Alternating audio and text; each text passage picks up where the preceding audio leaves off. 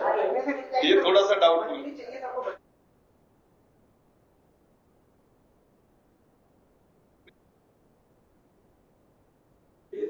आप केवल भटकना ही चाहते हैं, वो भी आपकी मंजिल हो सकती है।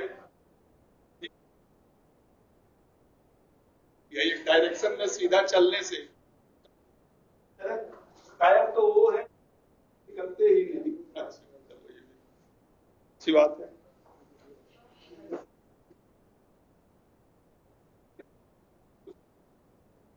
तो मंजिल मिलेगी। हम भी कुछ लिख देते हैं। To make 100 friends, to make 100 friends is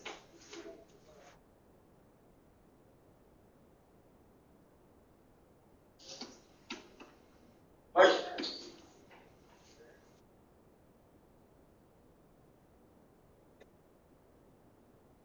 to make is to make that one friend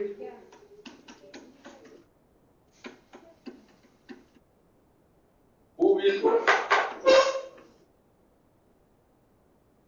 stand with you, will stand with you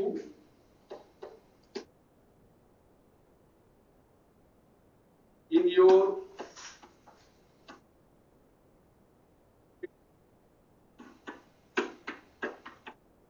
calamities का मतलब विपत्ति होता है या संकट के समय।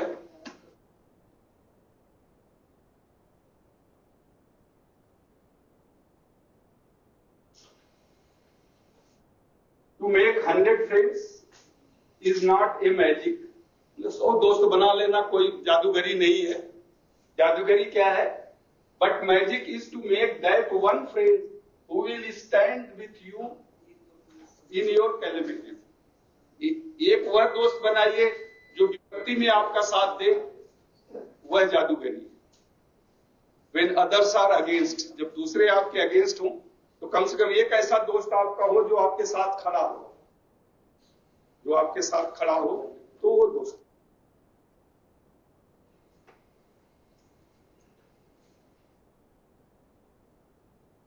To make 100 friends is not a magic, कामा कर दीजिए, but magic is to make that one friend who will stand with you in your calamities. Calamities यानी संकट, विपत्ति। विपत्ति के समय जो आपके साथ खड़ा रहे। हिंदी में बोल दो इसको, तो हिंदी में इसका आप लिख ले कि 100 दोस्त बनाने से अच्छा, 100 दोस्त बनाने से अच्छा एक वह दोस्त बनाइए जो विपत्ति में आपके साथ खड़ा हो। वो बिल्कुल सही हो, तो उनका शेक्सपियर की कहावत है वो, a friend in need is a friend in indeed वही है कि जो आवश्यकता में हमारा साथ दे वही फ्रेंड है। तो शेक्सपियर की कहावत है, तो उसी का थोड़ा सा रूपांतर भी इसे कह सकते हैं। तो एक 100 फ्रेंड बनाने से अच्छा है एक ऐसा फ्रेंड बनाइए जो विपत्ति में आपका साथ दे।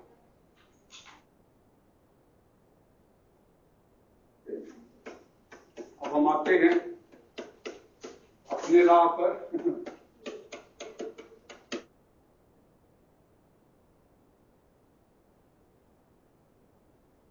चलिए, हमारा टॉपिक है इंडिविजुअल डिफरेंसेस।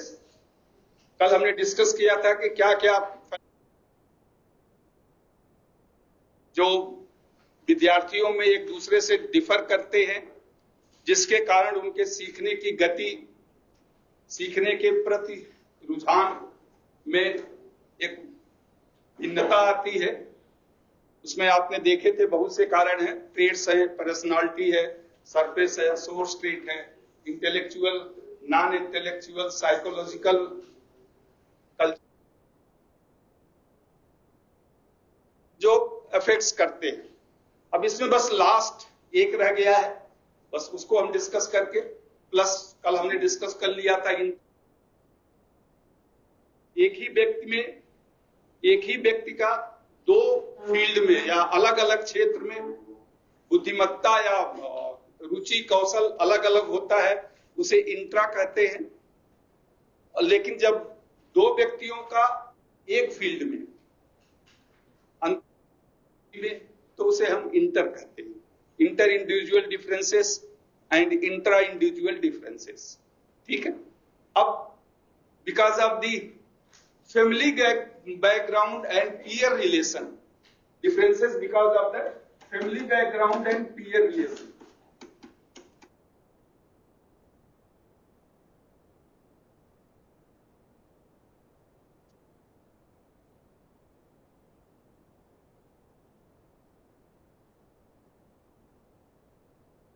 ये यानी सहयोगी या सहपाठी भी कर सकते हैं।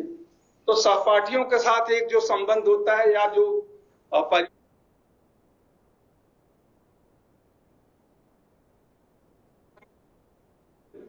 कैसा संबंध आपका है सहपाठियों के साथ, यह भी निर्भर करता है। पीछे मैंने सहपाठियों का तो बताया ही था, बट यहां पर फैमिली बैकग्राउंड मेन डिस्कस करेंगे। ए लर्नर, इसमें आप लिख ले ए learner who is satisfied and who is satisfied and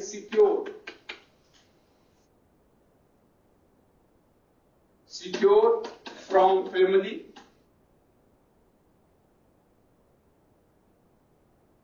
will use his ability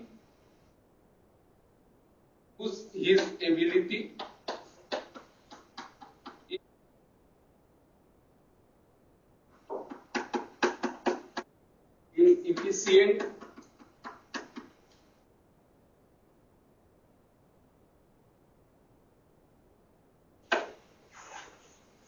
ये लर्नर, ये अलग है, इसके साथ मत रखिए, एक अलग रखिए। ये learner who is satisfied and हट जाता है बीच से, who is satisfied and secured from family will use his ability in efficient manner. Will use his efficiency in efficient manner. तो हो गया? हिंदी में लिख ले कि एक विद्यार्थी जो पारिवारिक रूप से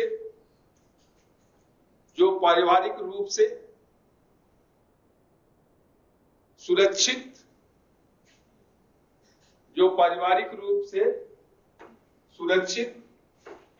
और संतुष्टि का अनुभव करता है। एक विद्यार्थी जो पारिवारिक रूप से सुरक्षित और संतुष्टि का अनुभव करता है, अपनी योग्यता का प्रभावित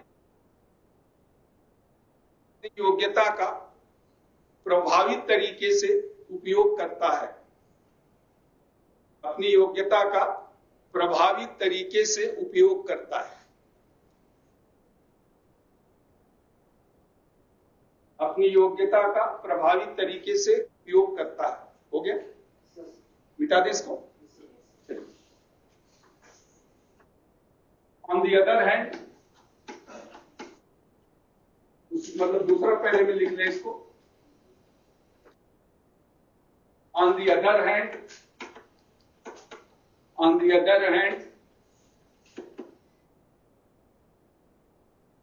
who feel secure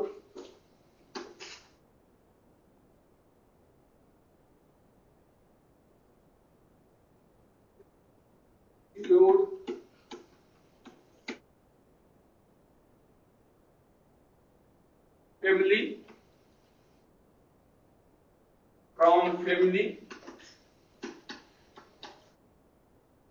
will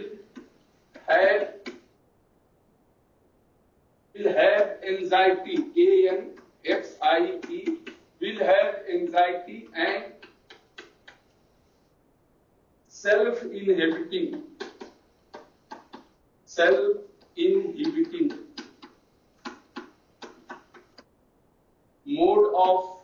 adjustment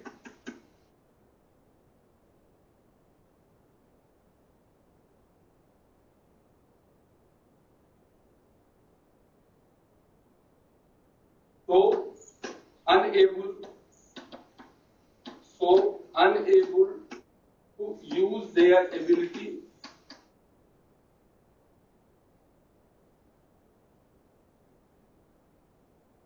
effectively.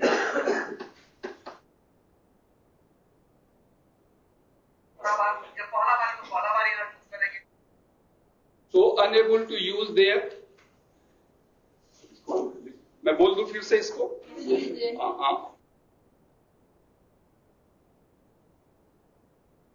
who feels unsecure and unsatisfied from family will have and self-inhibiting mode of adjustment. Self-inhibiting mode of adjustment. So not enable. ठीक वही बात है. So unable to use his ability. So unable to use his ability effectively. Unable, UNABLE. अच्छा इसमें sir adjustment की बात बोली. So unable, एक मिनट में, unable to use. तो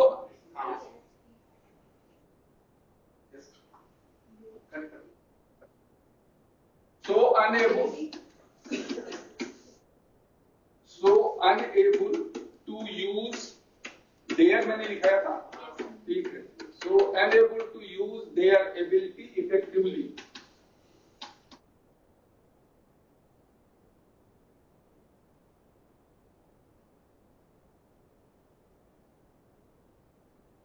So unable to use their ability effectively.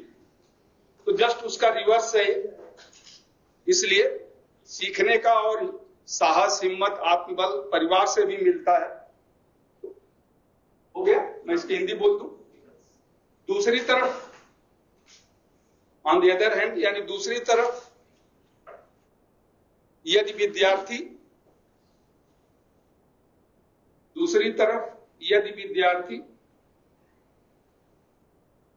विद्यार्थी परिवार से असुरक्षित और असंतुष्ट, परिवार से महसूस करता है या असंतुष्टि का अनुभव करता है, परिवार से असुरक्षित और असंतुष्टि का अनुभव करता है, तो उसके अंदर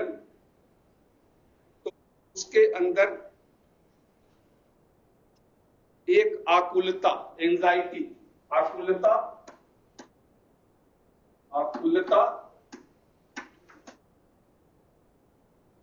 के अंदर एक आकुलता तथा परिस्थितियों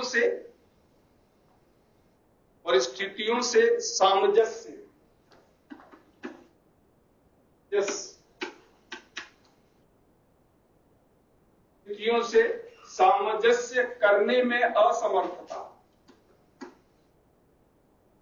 तथा परिस्थितियों से सामंजस्य करने में असमर्थता.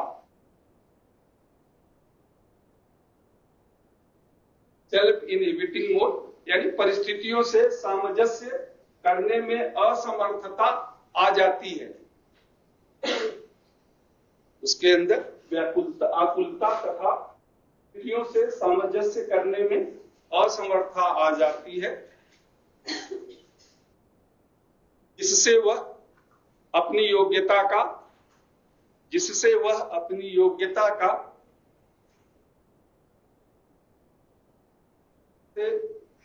उपयोग नहीं कर पाता है, जिससे वह अपनी योग्यता का प्रभावी तरह से उपयोग नहीं कर पाता है, इससे वह अपनी योग्यता का प्रभावी तरह से उपयोग नहीं कर पाता है. जिससे वह अपनी योग्यता का, तो फैमिली बैकग्राउंड जो बच्चे सिक्योर्ड होते हैं, इसके बाद मैं आता हूं उस पर, उसी को थोड़ा सा हम और एक्सप्लेन कर दे। From family,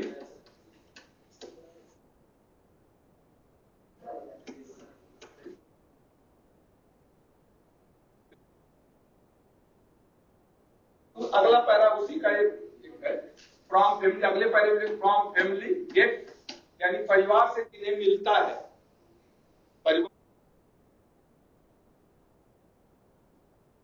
esteemed,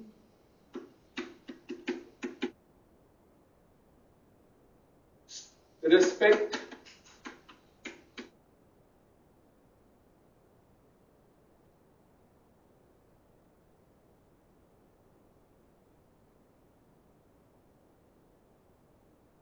need fulfillment.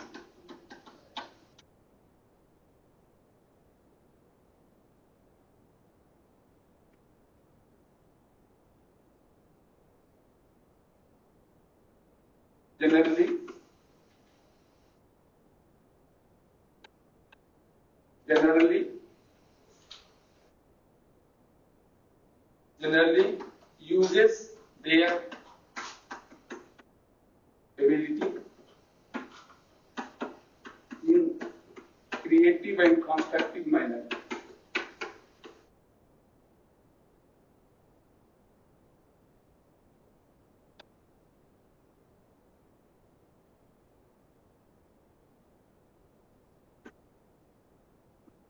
Creative सृजनात्मक, कंस्ट्रक्टिव रचनात्मक।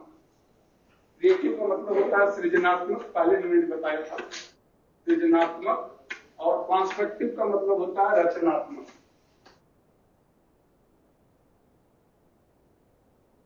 एबिलिटी, ABLI, सॉरी एल छूट गया, एबिलिटी, ABLITY, एबिलिटी मतलब जिन्हें हमने से love, steam, respect and need fulfilment.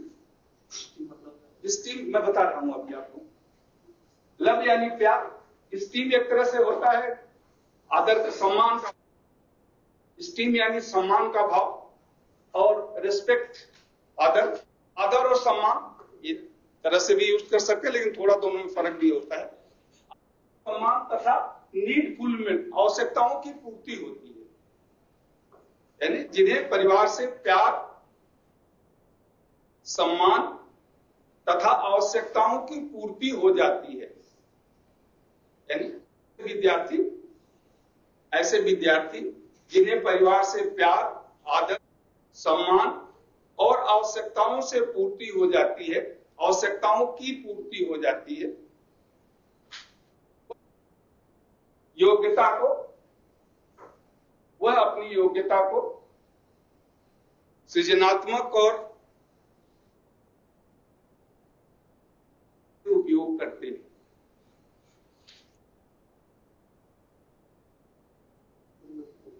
वह अपनी योग्यता, जिन विद्यार्थियों को परिवार से प्यार, सम्मान, आदर, आवश्यकताओं की पूर्ति हो जाती है, वह अपनी योग्यता का रचनात्मक तथा सॉरी पहले मैंने उस बार सृजनात्मक बोला था, वह अपनी योग्यताओं का सृजनात्मक और रचनात्मक उपयोग करते हैं। अब इसी का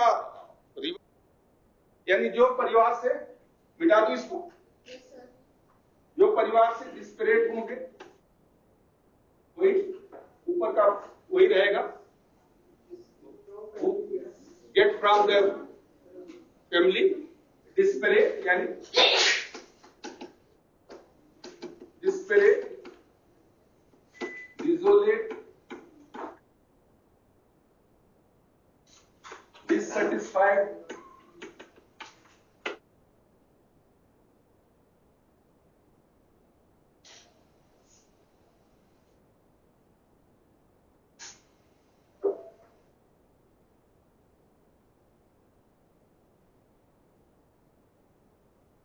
dissatisfied, discontented,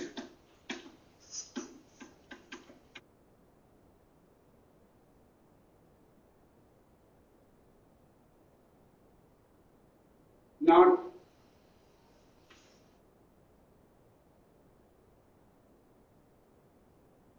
fulfill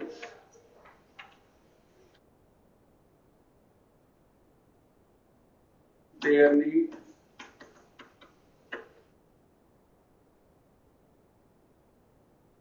generally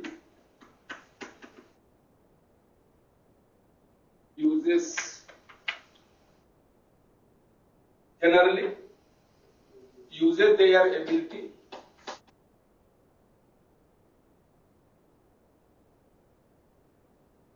much below the expectation,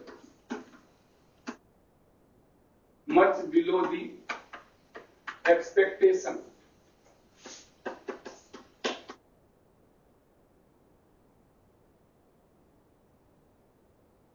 much below the expectation. Desperate का मतलब होता है निराशा, निराशा।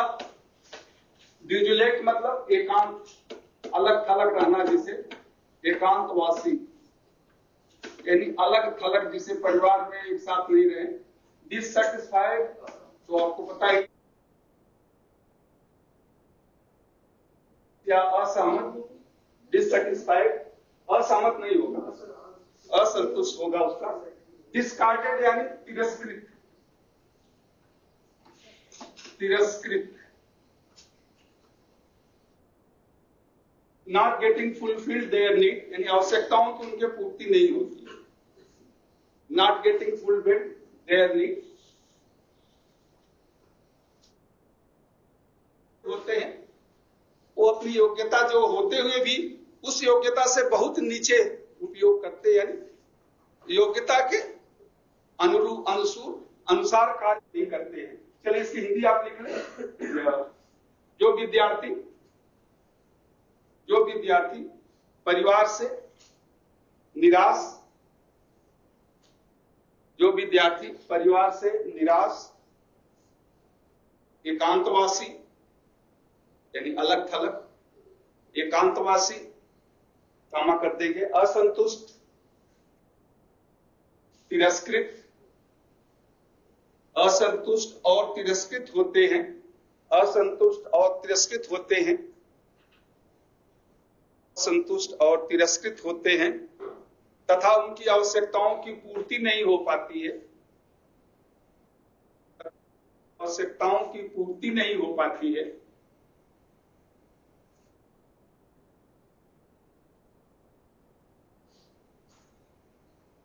वह अपनी योग्यता के अनुरूप, तो वह अपनी योग्यता के अनुरूप कार्य, तो वह अपनी योग्यता के अनुरूप नहीं होते जितनी उनसे आशा की जाती है, एक्सपेक्टेशन जो होता है। वह अपनी योग्यता के अनुरूप, वह अपनी योग्यता के अनुरूप कार्य करने में समर्थ नहीं हो पाते। बहुत से फैक्टर, ऐसा नहीं कि हर केस में ये जरूरी हो। बहुत जगह हमने देखा कि जो परिवार से तिरस्कृत हैं लेकिन उसमें कॉन्फिडेंस आ जाता है,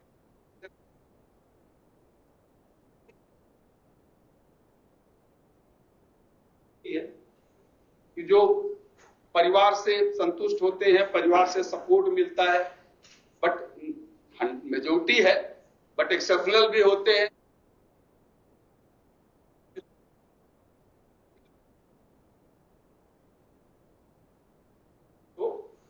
एक्सेप्शंस आर एवरीवेयर, वो नहीं है।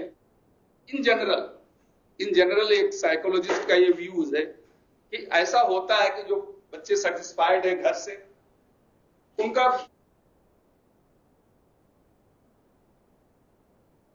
और कहीं न कहीं अपनी योग्यता जो होती है, उनके अंदर एक कॉन्फिडेंस, करेज, जिससे अपनी योग्यता का वो अच्छी तरह उपयोग करते हैं। और उसके तरफ दूसरी तरफ जो निराश है, परिवार से कोई उनको सपोर्ट नहीं मिलता है, एकांत में रहते हैं, घर में भी है तो अलग थलग हैं, तो वो अपनी योग्यता के अनुसार कार्य नहीं कर पाते। चलिए अब हम आते हैं और फैमिली बैकग्राउंड का, जैसे मैंने कहा कि family background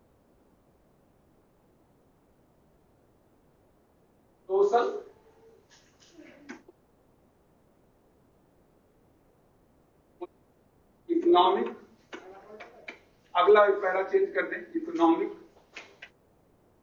social, political, economic and educational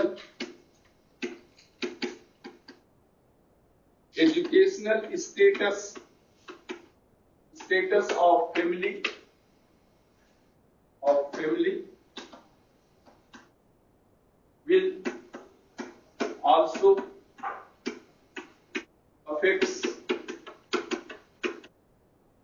will also affects the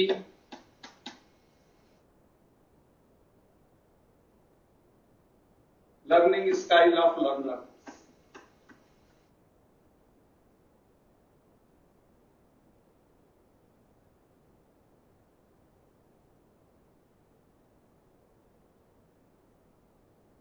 Social, political, economic and educational status of family will also affect the learning style of learner. Will also affect the learning style of learner.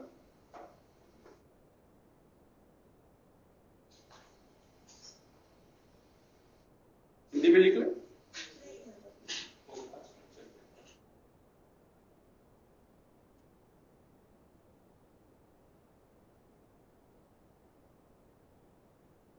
Hindi में इसको लिख ले, सामाजिक, social, सामाजिक, राजनीतिक,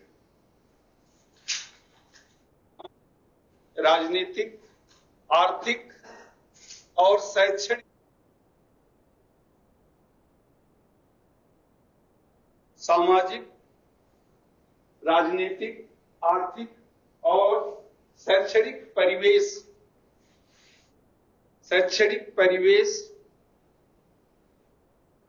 जो परिवार का होता है, और शैक्षणिक परिवेश जो परिवार का होता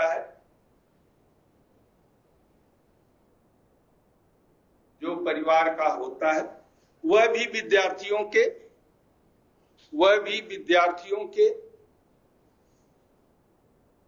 सीखने की शैली को प्रभावित करता है।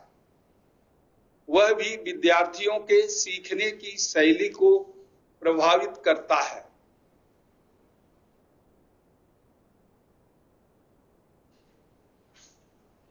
ठीक है, और बहुत से कारण हो सकते हैं, इतना डिटेल्स में नहीं जाएंगे, तो पूरा एक दिन हमें खत्म करना था। तो ये डिफरेंसेस हैं। अब आपने देखा इतने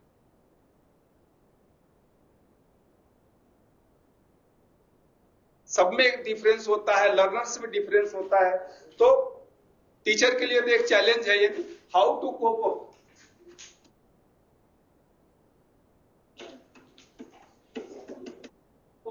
इंडिविजुअल डिफरेंसेस नहीं आई, आगे का वो खत्म हो गया। डिफरेंसेस क्या होते हैं, अब इन डिफरेंसेस के साथ पढ़ाई आप कैसे, मतलब शिक्षक कैसे करेगा। अब शिक्षक के लिए एक चैलेंज है, how to cope up with individual differences.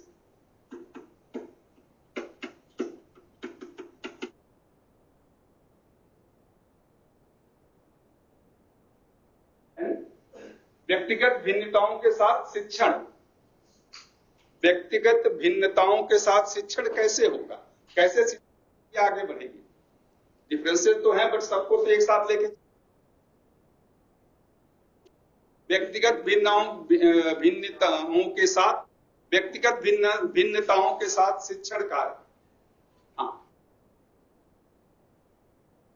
Individual, DUAL, individual differences, व्यक्तिगत भिन्नताओं के साथ शिक्षण कार्य, यानी हाउ टू कोप अप। शिक्षण का कार्य किस तरह कर सकता है।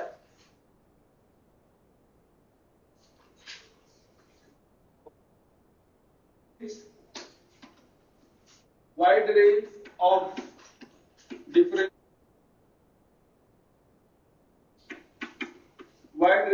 differences in intelligence and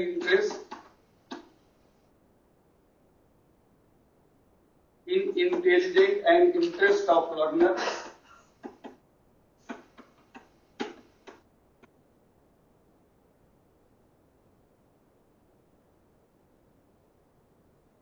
create a challenge, create a challenge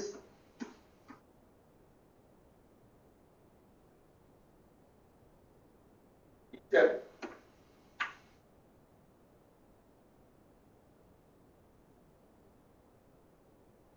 Wide range of differences in intelligence and interest of the learner will create a challenge for teacher.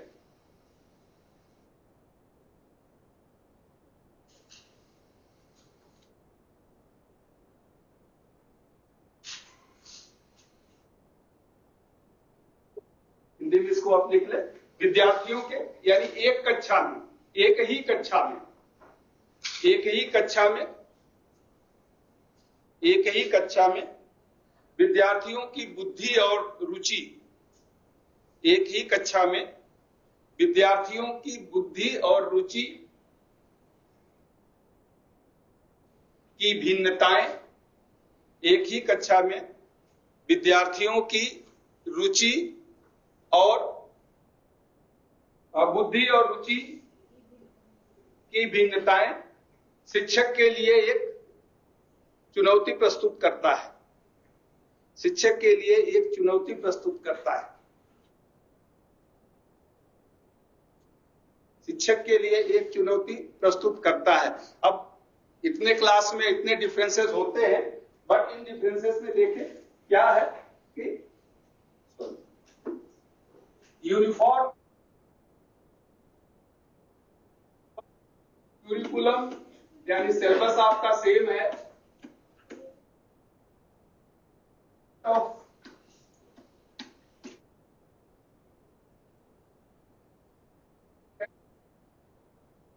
Teaching यानी शिक्षण का एक निश्चित तरीका होता है, एंड सिमिलर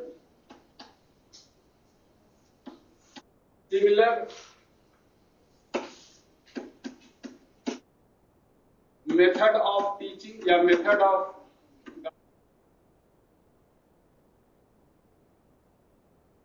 ये तीन चीजें क्लास में समान होती हैं। मिलता है वो सभी 30 या 20 जितने भी आप लोग हैं सबके लिए एक समान सिलेबस होगा, और पढ़ाने की गति या शिक्षक की वो भी एक समान होती है। तो एक समान करिकुलम, निश्चित पढ़ाने की गति, और एक शिक्षक का जो निर्देशन होता है वो भी एक निश्चित होता है। अतः ये जो है इससे क्या होगा, सभी के लिए ये प्रभावी नहीं हो सकता, will not be effective,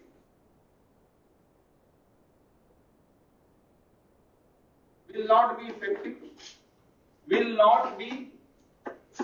effective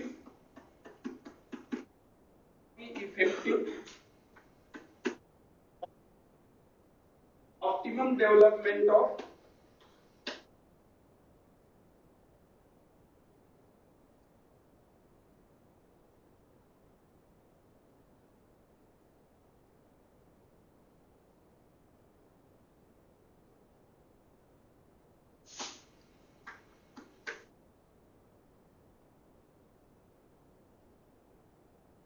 पूरा एक है, इसको एक ही साथ मैं हिंदी में बोल दूंगा, आप लिख लीजिए।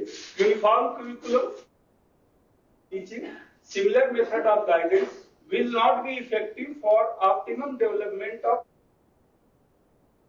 हो गया? हिंदी में आप लिख लिए कि एक समान पाठ्यक्रम, एक सामान्य पाठ्यक्रम,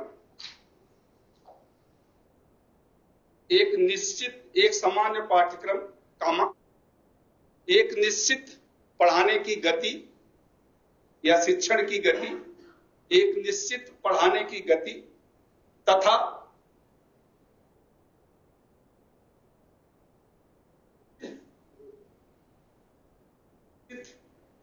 अनुदेशन या निश्चित मार्गदर्शन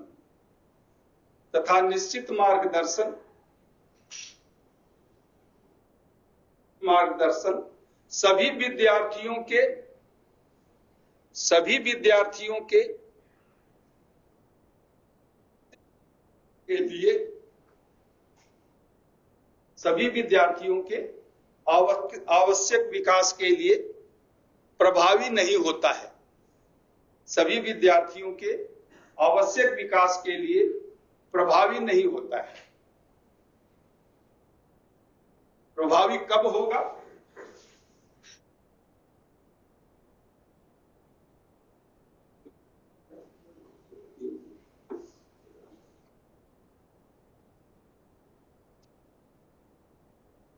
मीन्स जो प्रत्येक लर्नर की आवश्यकता अलग होती है, प्रत्येक लर्नर की रुचि अलग होती है, इंटरेस्ट अलग होता है। तो जितने भी एक्टिविटीज हैं, जितने भी ये लर्निंग मटेरियल्स हैं और गाइडेंस, सो द एक्टिविटीज, मतलब जो टीचिंग है, द टीचिंग एक्टिविटीज, इसीलिए आप आगे लिख लें, the teaching activities,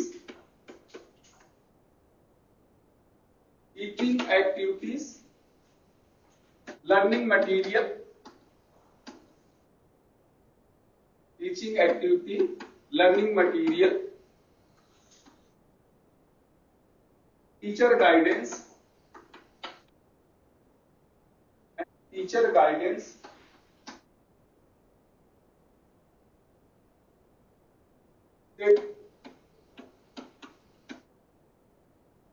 be adjusted according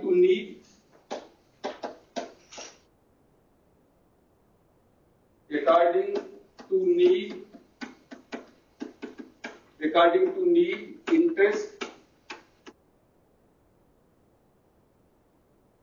attitude of learner.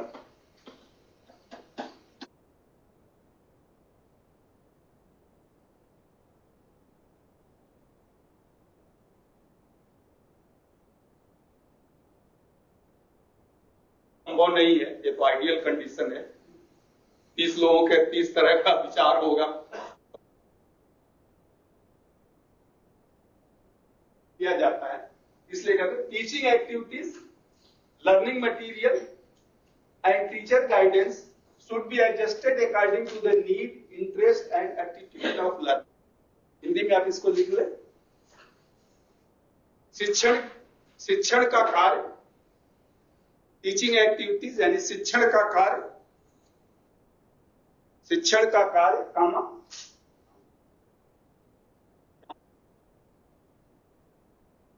और सीखने की सामग्री, शिक्षण का कार्य, कामा लिखने की जरूरत नहीं है, उसे कामा लगा दीजिए। सीखने की सामग्री तथा शिक्षक का मार्गदर्शन, इसे बोल देता हूं। शिक्षण का कार्य, सीखने की सामग्री तथा शिक्षक का मार्गदर्शन विद्यार्थियों की रुचि, आवश्यकता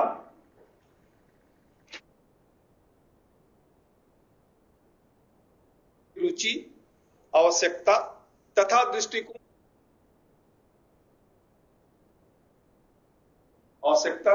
विद्यार्थियों की रुचि, आवश्यकता तथा दृष्टिकोण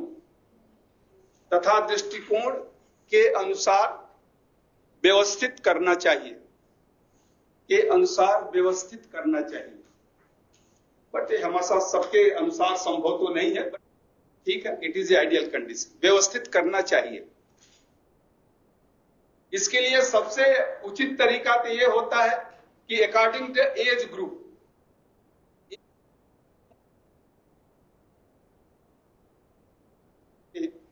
यहां भी सबका वही एज ग्रुप है, कुछ 25-26 से लेके 20 से 25-26 के बीच में, या 17-18 का भी कोई हो सकता है।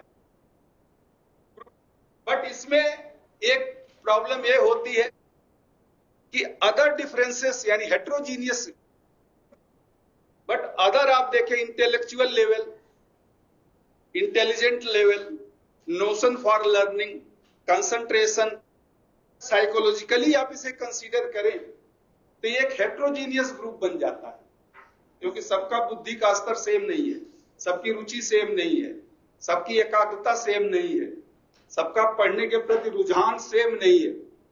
तो इन लेके चलना पड़ता है क्लास में।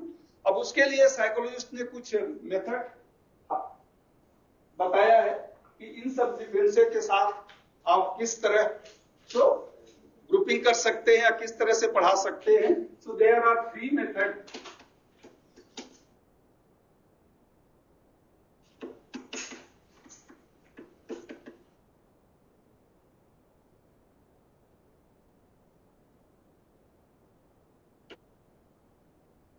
There are 3 methods to cope with differences.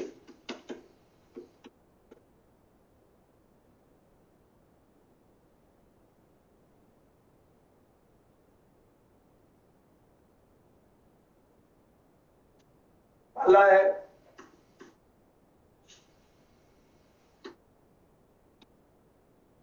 Intra class grouping.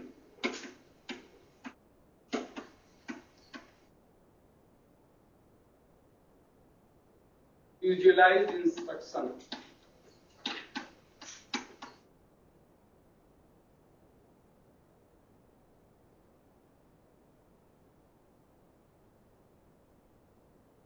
और तीसरा है होमोजीनियस ग्रुपिंग।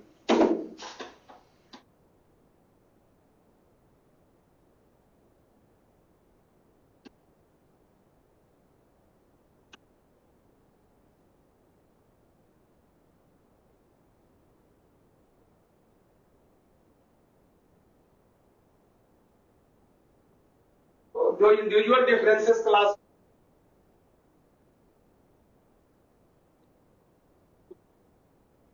विवेक या फिर रुचि में उस एक तर्क संगत सामंजस्य बिठाने के लिए 3 तरीके उपयोग किए जाते हैं। इंट्रा क्लास ग्रुपिंग यानी क्लास 3 ग्रुप में बांट देना। इंट्रा यानी एक ही क्लास को 2 या 3 ग्रुप में बांट देना, इसलिए इंट्रा क्लास ग्रुपिंग है। यानी एक ही क्लास में अगर 25-30 बच्चे हैं तो उन्हें 2 ग्रुप में बांट देना according to their intelligent level, या 3 ग्रुप में बांट देना। इंडिविजुअलाइज्ड इंस्ट्रक्शन यानी व्यक्तिगत अनुदेश, व्यक्तिगत। होमोजीनियस ग्रुपिंग यानी एक समान ग्रुपिंग, एक समान ग्रुपिंग। व्यक्तिगत अनुदेश इंस्ट्रक्शन, इंस्ट्रक्शन मतलब अनुदेश।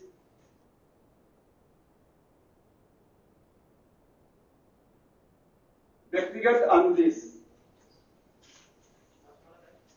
लास्ट वाला है होमोजीनियस यानी एक समान यानी बुद्धि के अनुसार, बुद्धि के अनुसार ग्रुपिंग जिसे कहते हैं, या एक समान ग्रुपिंग। एक समान यानी एक समान बुद्धि वालों को एक साथ रखना। इंट्रा क्लास ग्रुपिंग यानी एक ही क्लास में 2-3 ग्रुप बनाना। इंट्रा क्लास हो गया कि एक ही क्लास में 2 या 3 ग्रुप बना देना बुद्धि। इंट्रा शब्द मैंने बताया था कि एक ही का जब डिफरेंस 2 हो तो इसी तरह से एक ही क्लास में 2 या 3 ग्रुप बना देना, तो इंट्रा ग्रुप हो गया, इंडिविजुअलाइज्ड हो गया। चले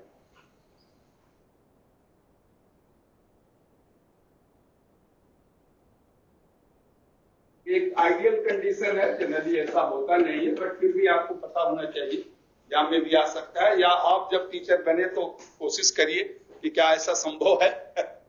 इंट्रा क्लास ग्रुपिंग मतलब हेट्रोजीनियस क्लास। जैसे यहीं पर हेट्रोजीनियस क्लास इसे कहेंगे कि सबका इंटेलिजेंट लेवल अलग अलग है, तो हेट्रोजीनियस क्लास इसलिए इसे कहते हैं।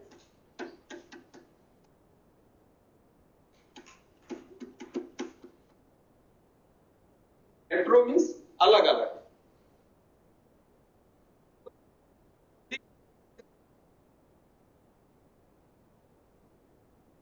क्लास frequently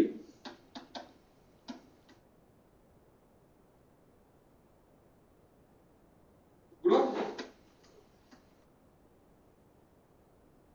and regroup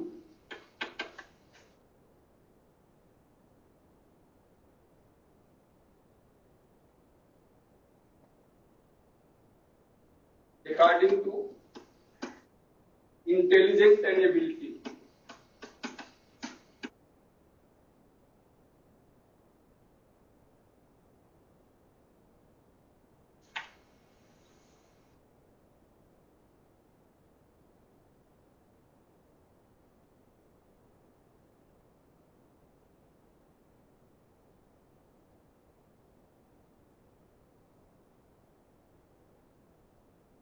अब यहां देखिए, एक ही क्लास में एक ही टीचर होगा। टीचर तो तीन, मान लीजिए 3 ग्रुप में आपने इस क्लास को बांट दिया तो 3 टीचर तो नहीं आएंगे, एक ही टीचर होगा।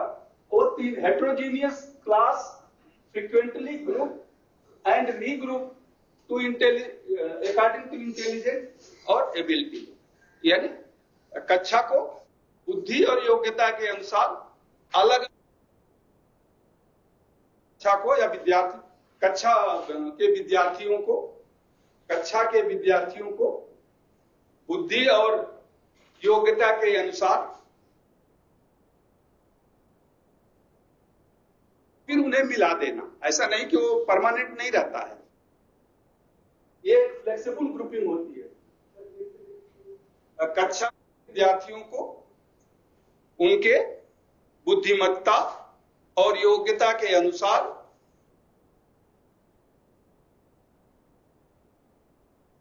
अलग अलग भागों में योग्यता, बुद्धि और योग्यता के अनुसार अलग अलग भागों में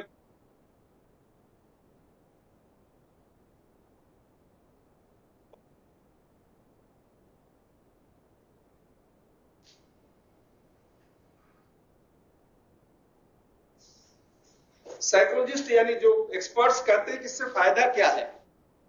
वो कहते हैं कि सेम सिलेबस में सेम कुरिकुलम, सेम सभी बच्चे पढ़ते हैं, लेकिन जो इंटेलिजेंट है, मतलब एक्स्ट्रा इंटेलिजेंट है, मीडियम है और लोअर है, तो देखिए सेम इंस्ट्रक्शन कक्षा में एक ही शिक्षक सबको पढ़ाता है, सबको वही इंस्ट्रक्शन देता है, लेकिन जो इंटेलिजेंट उनका लेवल ऑफ अंडरस्टैंडिंग यानी depth of understanding, depending on the depth of understanding,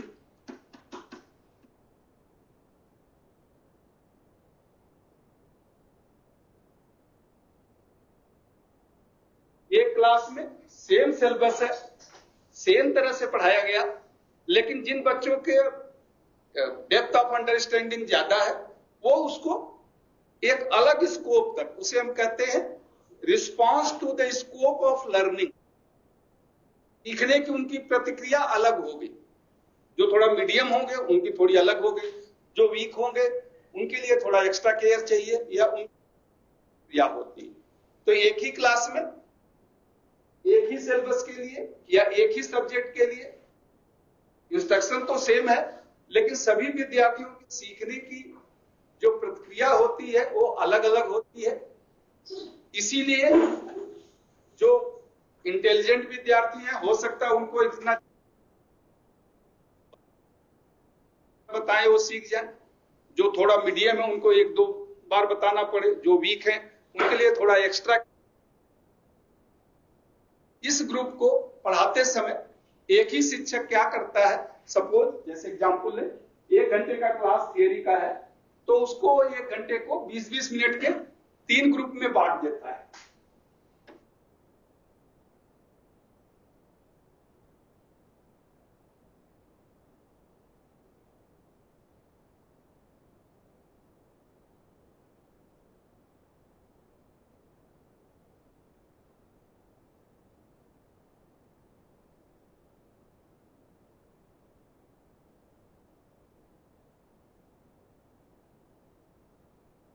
teacher guidance, क्योंकि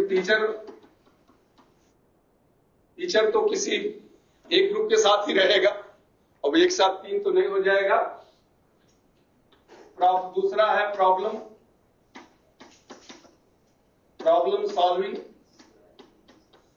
solving of the group discussion.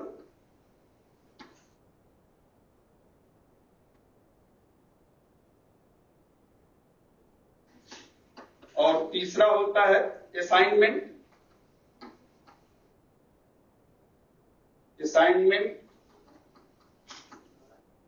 assignment of self work, assignment of self work.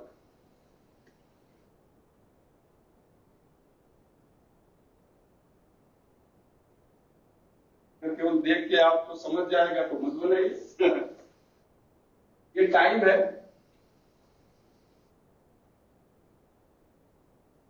मान लीजिए 10 से 20 मिनट के लिए, एक 10:20 to 10:40, एक 10:40 to 11। सॉरी, ये एक ही है, ये बीच में नहीं है, सॉरी, इसको हटा दीजिए। ये है 10:40 to 11।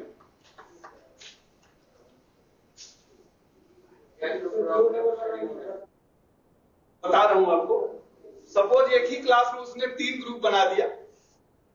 अब जो बच्चे, अब 3 ग्रुप के लिए उसने एक जगह तो टीचर रहेगा, दूसरी जगह वो problem solving and group discussion.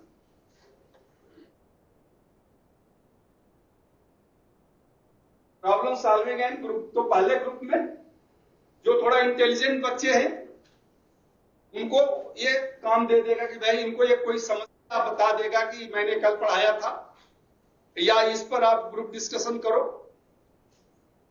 समस्या का समाधान करो।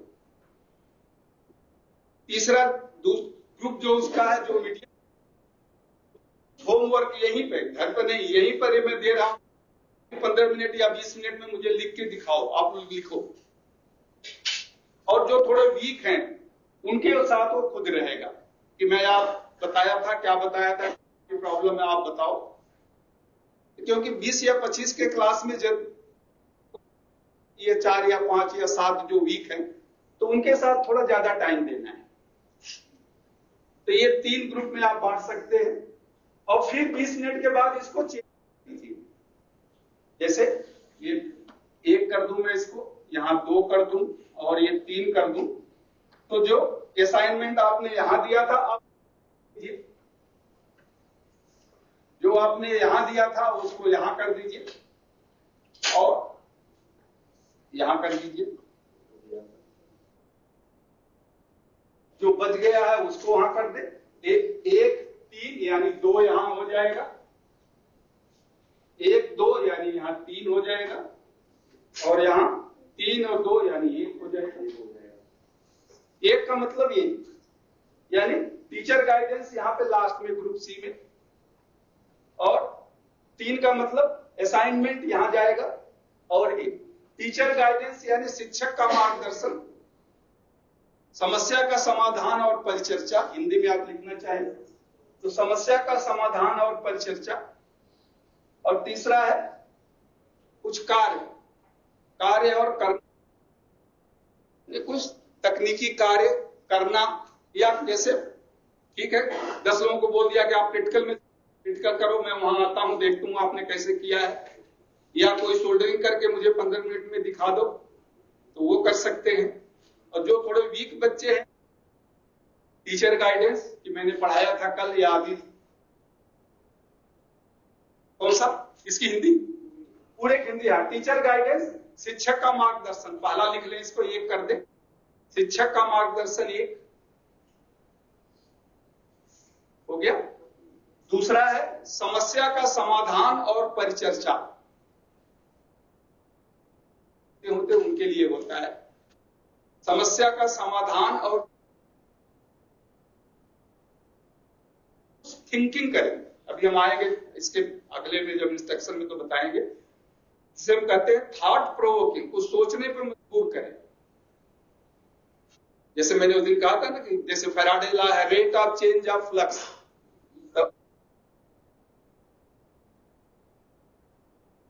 Proportional to induced EMF. अब मैं कह दूं रेट ऑफ चेंज, हाँ कुछ बोल रहे।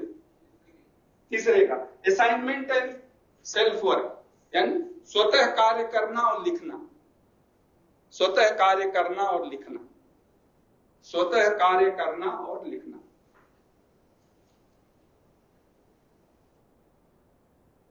तो ग्रुप डिस्कशन, कुछ परिचर्चा करें आपस में कि रेट ऑफ चेंज क्या होता है, डायरेक्टली और इनडायरेक्टली प्रोपोर्शनल क्या होता है, इस तरह से आप कर सकते हैं। जैसा मैंने कहा, ये 15 या 20 मिनट फिर शिक्षक, अब 20 मिनट इनके साथ रहेगा शिक्षक, जैसे तीसरा है, ये पहला है, तो 20 मिनट के बाद फिर यहां शिक्षक आ जाएगा और 20 मिनट के बाद फिर इनके साथ, जिससे किसी ग्रुप को ये ना लगे कि मुझे तो छोड़ दिया और मेरे पास तो आए। 20 मिनट इनके साथ शिक्षक रहेगा, इनको कुछ बताएगा, फिर इसके बाद यहां आ जाएगा ग्रुप के साथ और वही इंस्ट्रक्शन यहां बता देगा और फिर 20 मिनट के बाद यहां बता देगा। और ये जो ग्रुप प्रॉब्लम सॉल्विंग था 2 नंबर, अब ये प्रॉब्लम सॉल्विंग यहां पर हो जाएगी और 20 मिनट के बाद फिर बोल देगा कि अब आप प्रॉब्लम सॉल्विंग करो, यहां पर हो जाएगा। 1 2 3 यानी ये है टीचर गाइडेंस, यहां सबसे ऊपर है, देखिए। इसके बाद टीचर दूसरे ग्रुप में आएगा, इसके बाद टीचर तीसरे ग्रुप में चला जाएगा। तो जब पहले ग्रुप में टीचर है, उसके बाद पहला ग्रुप जो है, जो यहां ग्रुप डिस्कशन कर रहा था, अब वो काम ये करेंगे, फिर वो काम यहां पे इनको दे देगा तीसरे ग्रुप में। तो ये तीनों जो है, ऐसा नहीं कि एक ही ग्रुप करेगा, तीनों ग्रुप को ये तीनों काम करना है और तीनों ग्रुप के साथ टीचर रहेगा। लास्ट में फिर वो इवेल्युएट करेगा कि मैंने जो काम दिया था, क्योंकि इस काम फिर 20, ये जो काम है इस ग्रुप में भी है, इस ग्रुप में भी, यानी तीनों ग्रुप को काम भी करना है, तीनों ग्रुप को परिचर्चा भी करना है और तीनों ग्रुप को शिक्षक का गाइडेंस भी मिलेगा। इसके बाद शिक्षक सभी ग्रुप को एक जगह ला देता है कि भाई परिचर्चा में किसको प्रॉब्लम थी, क्या आपने बताया, आपने जो वर्क किया है वो क्या था, क्या गलत है, क्या सही है, और जो गाइडेंस उसने दिया वो तो पता है कि मैंने हर ग्रुप को एक गाइडेंस दिया है। तो ये एक तरीका है कि जो डिफरेंट लेवल के स्टूडेंट्स हैं उनको एक साथ ग्रुपिंग करना, इसे कहते हैं इंट्रा क्लास ग्रुपिंग। और जैसा मैंने बताया कि परमानेंट नहीं है, ये कुछ, और जरूरी नहीं है कि हमेशा उस ग्रुप में वही बच्चे रहें। कल जब ग्रुपिंग होगी तो उस दिन दूसरे बच्चों को जो टीचर समझेगा कि नहीं, जो जिससे मैं वीक समझ रहा था ये तो अभी मीडियम में आ सकता है, तो उसे मीडियम में रख देगा। मीडियम में कोई अच्छा कर रहा है तो उसे इंटेलिजेंट वाले ग्रुप में, इंटेलिजेंट ग्रुप में कोई अच्छा नहीं कर रहा तो उसको दूसरे ग्रुप में देगा, कि जिससे वो अपने ग्रुप के इंटेलिजेंट के साथ। एक तरीका है, सब कुछ नहीं, आप कोशिश करके कभी देखिए, करते हैं जैसे ग्रुप में बांट दिया अलग अलग, ये आप काम करो, ये आप करो, ये आप करो, और फिर टीचर सबको देखता रहता है। ठीक है, चलिए दूसरा है इंडिविजुअलाइज्ड इंस्ट्रक्शन।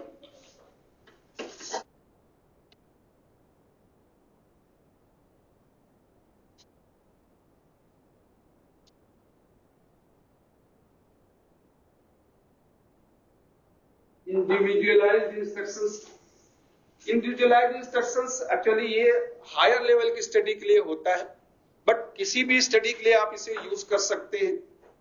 यहां पे एक टीचर को क्या कि अपने विद्यार्थियों के बीच एक habit of, cultivate the habit of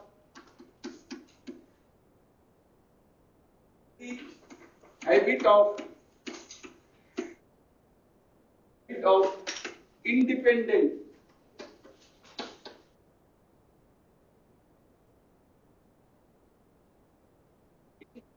working and logical reasoning.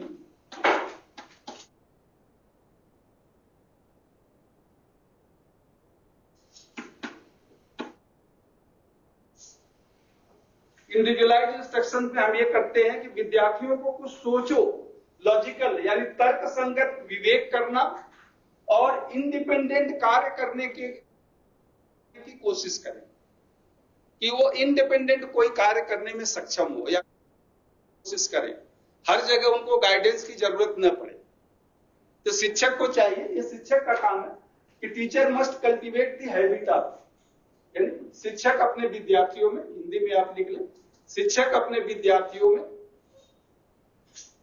शिक्षक अपने विद्यार्थियों में स्वतंत्र रूप से कार्य करने, शिक्षक अपने विद्यार्थियों में स्वतंत्र रूप से कार्य करने तथा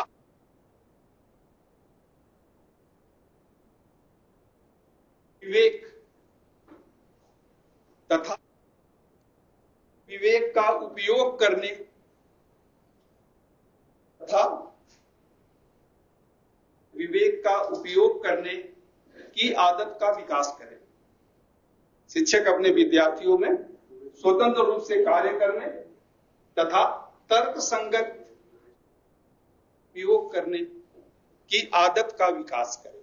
ये जरूरी है। इंडिपेंडेंट यानी हर चीज, जिसे हम कहते हैं ना टीचिंग में स्पून फीडिंग, चम्मच से खिलाना, हर चीज बताना और जितना बताया गया उससे आगे नहीं बढ़ना, तो वो नहीं होना चाहिए। एक रीजनिंग हो कि आप खुद आगे कुछ सोच सकें।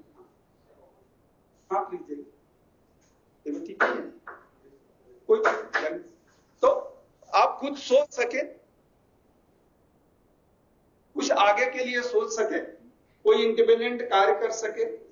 किसी मशीन को चलाना है तो उसका सीक्वेंस बता दिया गया तो खुद आप चला सके, खुद आप कर सके। आजकल तो आर्टिफिशियल इंटेलिजेंट तो डेवलप हुआ है, ये इसी सोच के आधार पर है कि आप का काम मशीन करे। तो कुछ तो उसी तरह की व्यवस्था होती रहे कि आप कितना सोचते हैं, उससे आपसे 1000 गुना ज्यादा क्या इंफॉर्मेशन है आपको बता देगा। यहाँ चैट में देखिए आपको मिल जाता है।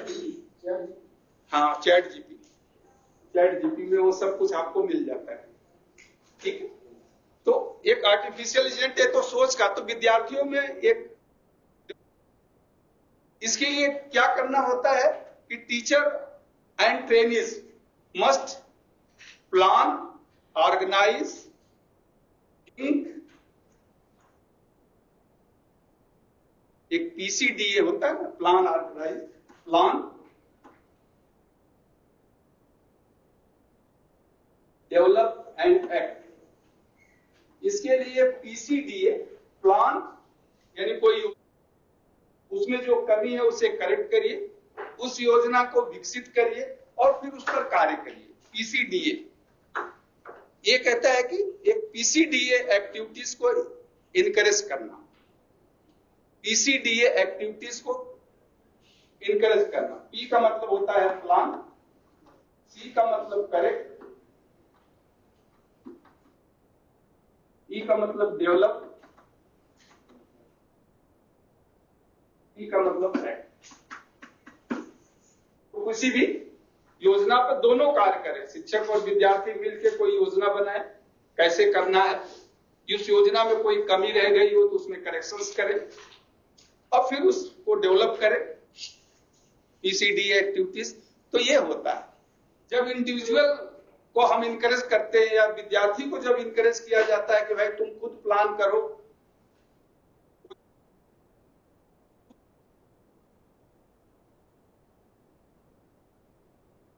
trainees are encouraged to plan, to do the work, to improvement. जब आपको कहा जाए कि आप कोई सजेशन दीजिए तो आप सोचोगे और सोचने से कहीं ना कहीं क्रिएटिविटी आती है, सृजनात्मक क्षमता आती है। तो जब ये विद्यार्थी स्वयं सोचने लगेगा, कुछ सकारात्मक सोच आएगी, कुछ नकारात्मक भी आएगी। तो जब आप सोचते हैं, सोचने से फिर आपका इंटरेस्ट, अटेंशन और अंडरस्टैंडिंग सीखने के प्रति बढ़ती है।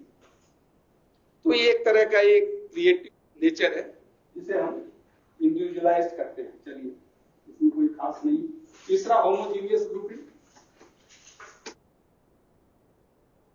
होमोजीनियस जैसा ही नाम बताता है, grouping the student according to their, the student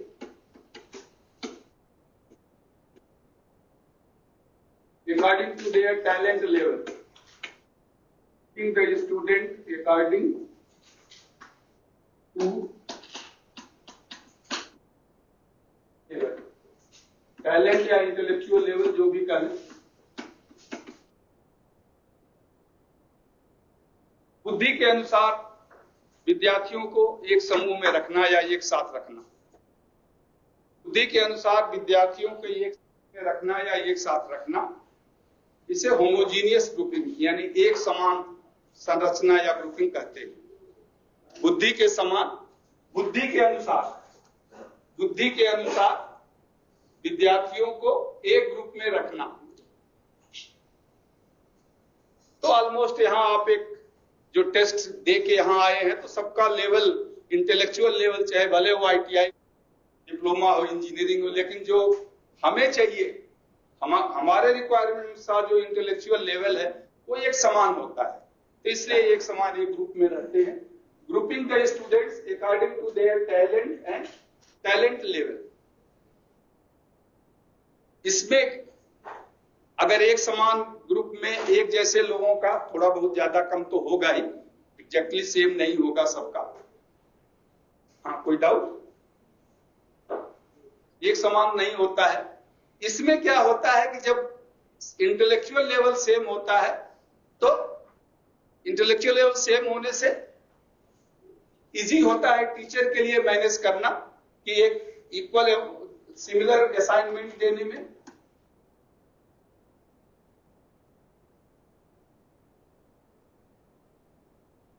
एक ग्रुप होता है तो it is easy to manage कि सिमिलर असाइनमेंट आप देते हैं उनको एक समान, उनको होमवर्क देते हैं और प्रिपरेशन ऑफ लर्निंग मटेरियल,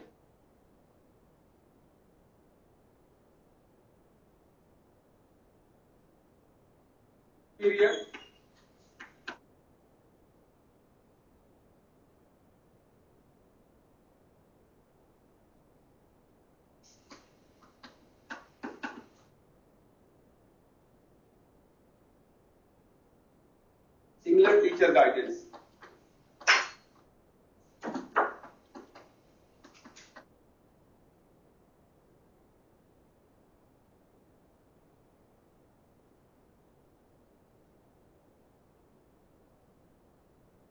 यहां पे देखिए, जब आप एक समान एज ग्रुप के लोगों, एक समान बुद्धि के लोगों को एक साथ रखते हैं तो शिक्षक के लिए ये बड़ा आसान हो जाता है कि वो एक समान सबको असाइनमेंट देता है, एक समान वो लर्निंग समान एक जैसा सबके लिए बनाता है, वो भी सबके लिए एक जैसा होता है। Similar teacher guidance, learning material and preparation of assignment, similar assignment, preparation of identical learning material and similar teaching guidance सबके लिए समान होता है। बट फिर भी साइकोलॉजिकली अगर आप देखें तो बुद्धि का स्तर सेम होता है। जैसे एक परिवार में अगर दो भाई, उनका बुद्धि का स्तर कुछ न कुछ फर्क होता है, एक जैसा नहीं होता है, भले वो जुड़वा हो। तो उसी तरह से इंटेलिजेंट लेवल भले सबका सेम हो, बट रेट ऑफ लर्निंग, सीखने की गति अलग अलग होती है। Even though intelligent is same, बुद्धिमत्ता एक जैसी है, लेकिन जो सीखने की गति है, कुछ फास्ट होते हैं, जल्दी सीख लेते हैं, और कुछ स्लो होते हैं। तो फास्ट एंड स्लो तो होता ही है। अब जो फास्ट हैं उनके लिए तो बहुत अच्छा है, जो even though intelligent level is same, but fast learner जिनकी सीखने की गति ज्यादा है, वो इस प्रकार के सीख से जल्दी सीख लेते हैं और उनका लर्निंग जो है सुदृढ़ होती जाती है, वो कुछ न कुछ आगे सीखते जाते हैं। बट जो स्लो लर्नर है उनके लिए शिक्षक को थोड़ा ध्यान देना पड़ता है। इसीलिए साइकोलॉजी, विद्यार्थियों का पढ़ना और साइकोलॉजी के अनुसार अपने टीचिंग में सुधार करना, यह शिक्षक के लिए जरूरी होता है कि कौन सा विद्यार्थी है उससे आप प्रश्न पूछें, उसके डाउट्स को क्लियर करें। कुछ ऐसे बच्चे होते हैं कि जो डाउट्स होते हैं भी नहीं पूछते कि क्या पूछूं, कैसे पूछूं, बोलने में ही कोई गलती न हो जाए, कोई हंस न दे, तो ये सब प्रॉब्लम्स होती हैं, तो उसको हमें देखना चाहिए। तो ऐसे बच्चों के लिए इसमें उसे हम कहते हैं कि थोड़ा सा ध्यान देना चाहिए टीचर को। जो बच्चे शाई हैं, प्रश्न नहीं पूछते हैं, या जिनका स्लो रेट ऑफ लर्निंग है, उनके लिए है डायग्नोस्टिक एंड रेमेडियल मेथड या टीचिंग, ये इसी का पार्ट है, अलग नहीं है। डायग्नोस्टिक एंड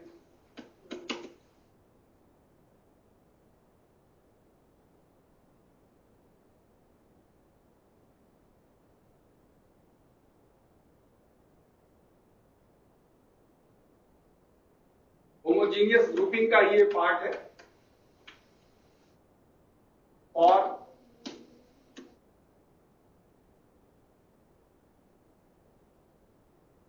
क्लियर हो जाएगा। स्लो लर्निंग स्टूडेंट्स,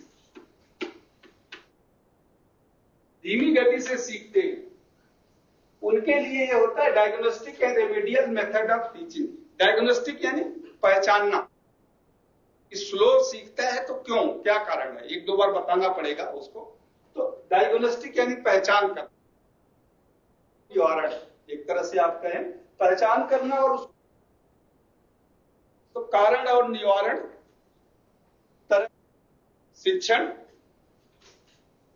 जो जिनकी सीखने की गति कम होती है, जो जिनकी, या पूरा आप लिख लें, जिनके सीखने की गति कम होती है, जिनकी सीखने की गति कम होती है, उनके लिए कारण और निवारण, उनके लिए कारण और निवारण शिक्षण का तरीका उपयोग किया जाता है।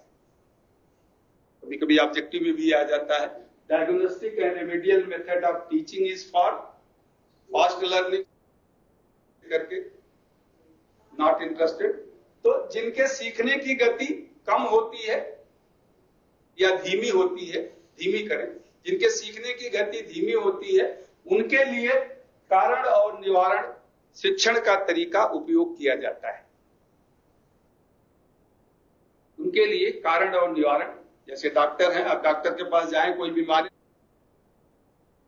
जब टेस्ट की रिपोर्ट आ जाती है तो फिर उसके अनुसार वो दवा देते हैं। तो उसी तरह से पहले टेस्ट करना,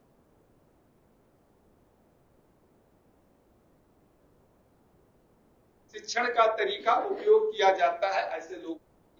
इसमें इन तरीकों में, इस तरीके में जनरली हम शिक्षक को क्या करना होता है, एक conduct a test,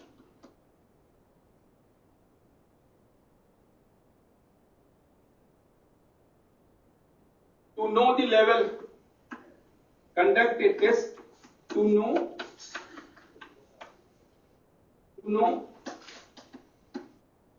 level of knowledge,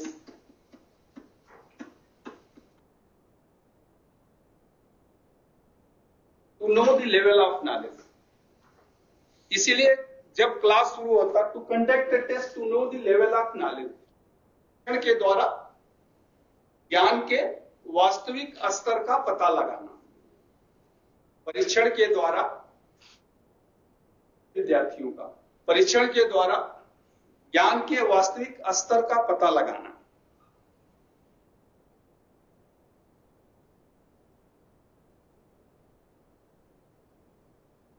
शिक्षक भी करते हैं, जरूरी नहीं कि हमेशा ये टेस्ट ले। वास्तविक ज्ञान के वास्तविक स्तर, ज्ञान के वास्तविक स्तर का पता लगाना, ज्ञान के वास्तविक स्तर का पता लगाना। शिक्षक भी ये करते हैं। पहले दिन अगर कोई शिक्षक इसलिए कुछ प्रश्न जरूर पूछता है, जैसे वो अगर आपको डायोड पढ़ा रहा है तो डायोड में फिर कोवेलेंट बॉन्ड्स आते हैं, आपको इसके लिए फिर एटॉमिक स्ट्रक्चर क्या होता है, तो डायोड पढ़ाने से पहले पूछेगा भाई कोवेलेंट बॉन्ड्स क्या होता है, इलेक्ट्रोवायलेंट बॉन्ड्स क्या होता है, कोऑर्डिनेट बॉन्ड बता दिए तो ठीक है, नहीं बता दिए तो फिर एटॉमिक स्ट्रक्चर क्या, न्यूट्रॉन्स क्या होते हैं, न्यूट्रॉन क्या होता है, फिर बॉन्ड कैसे पता होगा, और फिर बॉन्ड नहीं पता होगा तो फिर डायोड का स्ट्रक्चर तो सवाल ही नहीं उठता है, फिर conductor, semiconductor and bad conductor भी पता नहीं होगा। तो टेस्ट के द्वारा शिक्षक पता करता है कि भाई मुझे तो डायोड पढ़ाना है, डायोड में conductor, semi conductor and bad conductor, वहां से शुरू करना है। But diode based on the covalent bond, covalent bond based on the atomic structure. तो अब इनको एटॉमिक स्ट्रक्चर ही नहीं आता है तो मैं कहां से, फ्रॉम वेयर टू स्टार्ट। इसलिए हमेशा शिक्षक क्लास में आने से या जिस दिन पहले दिन शुरू करता है या कोई नया टॉपिक भी शुरू करता है तो प्रश्नों के माध्यम से या परीक्षण के माध्यम से ये पता करता है कि विद्यार्थी मुझे कहां से शुरू करना, फ्रॉम वेयर टू स्टार्ट। इसे कहते हैं टीचिंग पॉइंट। टीचिंग पॉइंट कि फ्रॉम वेयर टू स्टार्ट। अब वो देखेगा कि डायोड पढ़ाने से पहले मुझे थोड़ा सा 10 मिनट एटॉमिक स्ट्रक्चर क्या है, इलेक्ट्रॉन्स का डिस्ट्रीब्यूशन कैसे होता है, फिर बॉन्ड्स क्या होते हैं, covalent bonds, coordinate bonds, electrovalent bonds, थोड़ा सा 10 मिनट ब्रीफ पढ़ा के फिर वो डायोड पे आएगा। तो इसलिए एक तरह के टेस्ट लिए जाते हैं। ठीक है, तो पहला तो ये है लो और ये पता कर लो कि क्या नॉलेज है और मुझे कहां से पढ़ाना है, from where. Learning material of appropriate difficulty.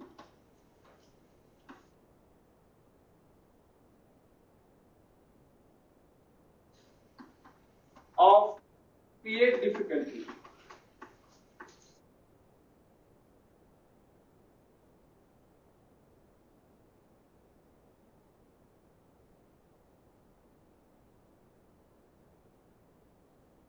जो भी सीखने की सामग्री बनाए वो बहुत ज्यादा कठिन न हो। सीखने के सामग्री उचित स्तर की बनाएं, यानी ज्यादा कठिन ना हो, एकदम सरल ना हो, जो उनका नॉलेज है उसके अनुसार सीख। Learning material of appropriate difficulties. सीखने की सामग्री उचित स्तर का हो, सीखने की सामग्री उचित स्तर का हो, सीखने की सामग्री उचित। तीसरा अर्ली टेस्ट और अर्ली टास्क जिसे बोलते हैं, टास्क दोनों का ले, should be easy,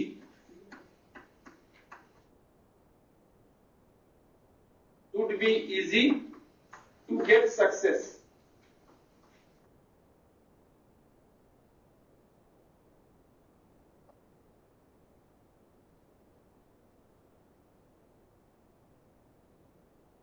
should be easy to get success. तो शुरू में कक्षा में सरल प्रश्न पूछना चाहिए जिससे विद्यार्थी बताने में सक्षम हो, तो इससे मोटिवेट होता है कि हाँ मैंने प्रश्न का उत्तर दे दिया। अर्ली, सॉरी आर छूट दिया, क्या आएगा, EARLY, early, EARLY, early test should be easy to get success.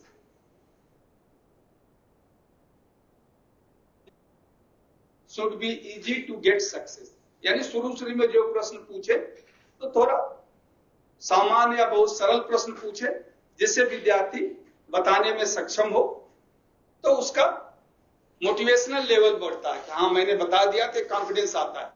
और पहले दिन भी आपने ऐसा प्रश्न पूछ लिया, 3-4 प्रश्न पूछा कि चारों का वो उत्तर नहीं बता, फिर अगले दिन से वो सोचेगा यार छोड़ो क्लास में क्या जाना, बता ही नहीं पाता हूं। तो एक रिपल्सन होता है, जो मैं बता रहा था उस दिन लर्निंग में, रिपल्सन और अट्रैक्शन। तो एक रिपल्सन इजी, और जो कुछ भी आपका टीचिंग मटेरियल हो it should be informative and attractive. Teaching material, चौथा पॉइंट ये लिख ले, teaching material should be, teaching material should be informative and attractive। चलो ऊपर लिख देता हूं, informative and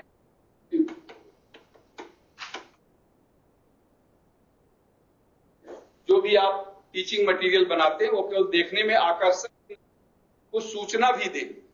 teaching material should be informative and attractive, यानी शिक्षण सामग्री आकर्षक व सूचना प्रदायक हो। आकर्षक व सूचना प्रदायक,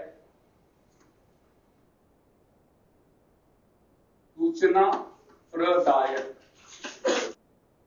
आकर्षक व सूचना प्रदायक। रहते 12 बजे तक खत्म हो जाएगा।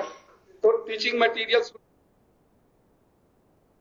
जो भी आप, ये 3-4 पॉइंट्स जो मैंने बताया ये स्लो लर्नर्स के लिए है कि जो स्वयं अपने से नहीं प्रभावित होते हैं, टीचर को उनको गाइड करना पड़ता है, उनके लिए एक टेस्ट लेके उनका लेवल क्या है वो पता करें और उन्हें जो आप टेस्ट दें थोड़ा इजी दे, अट्रैक्टिव मटेरियल्स बनाएं। तो रेमेडियल टीचिंग इसका लास्ट वाला अभी बताया तो खाया। हाँ, शिक्षण सामग्री, शिक्षण सामग्री आकर्षक व प्रदायक, यहां लिखा है आकर्षक व सूचना प्रदायक हो। शिक्षण सामग्री आकर्षक व सूचना प्रदायक हो, आकर्षक व सूचना प्रदायक हो।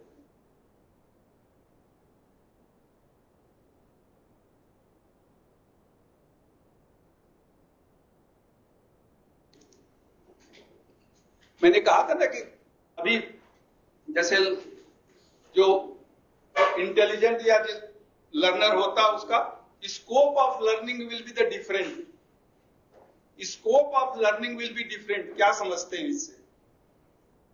अभी मैंने पीछे बताया था scope of learning for the जो बुद्धिमान लोग हैं या जो बुद्धि वाले जो हैं, बुद्धिमत्ता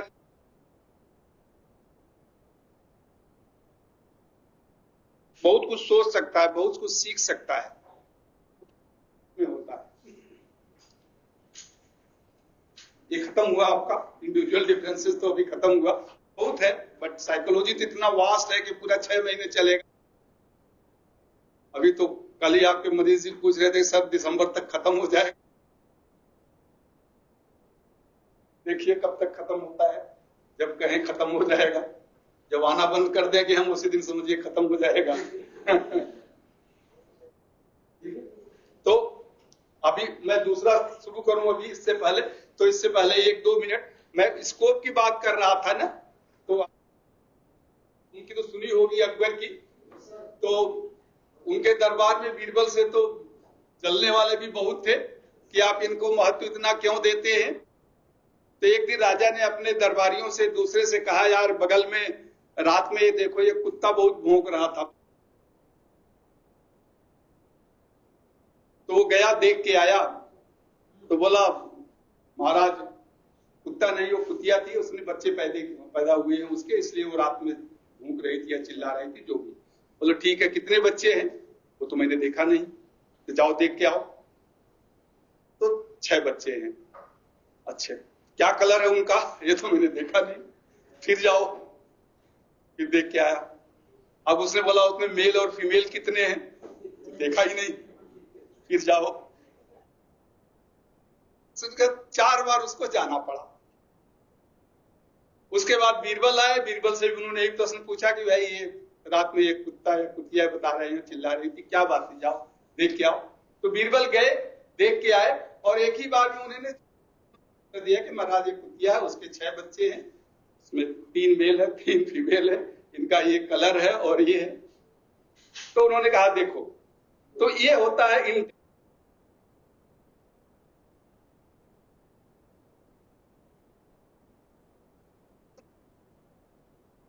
क्या है, देख के आओ। अब वो देखने वाले की बुद्धि पर डिपेंड करता है कि जो पूछा गया केवल उतना है, यानी जो बताया गया केवल वही रट के छोड़ दिया, या उसके आगे भी सोचेगा इससे रिलेटेड और क्या हो सकता है। तो एक रीजनिंग इसलिए कहते हैं विवेक से, आप जो बताया गया उससे आगे का सोचिए। चलिए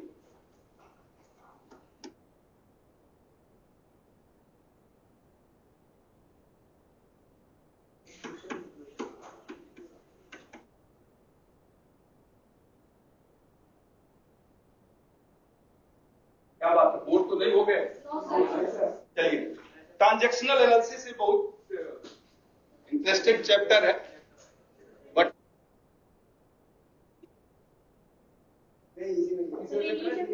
हाँ नहीं उसी का है, यूनिट 2 का ही अलग अलग है। यूनिट 2 में ही है, अलग नहीं है ये। यूनिट 2 में भी ट्रांजैक्शनल एनालिसिस और मोटिवेशन है, 2 पार्ट और है, बट ये अलग टॉपिक है, ये टॉपिक अलग है। वो ट्रांजैक्शनल एनालिसिस, ट्रांजैक्शन का मतलब क्या होता है? आदान प्रदान, संवाद की विवेचना या संवाद विनिमय जिसे कहते हैं।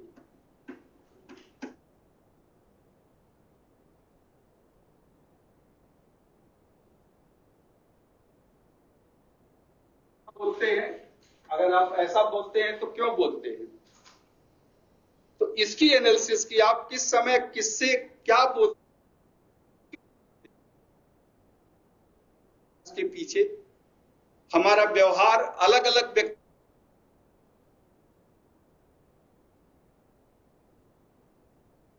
किसी से हम बहुत अच्छे से बोलते हैं, किसी से हम गुस्सा हो जाते हैं, किसी को हम जवाब देते हैं, किसी को हम जवाब नहीं देते हैं। तो ये डिफरेंसेस आने किस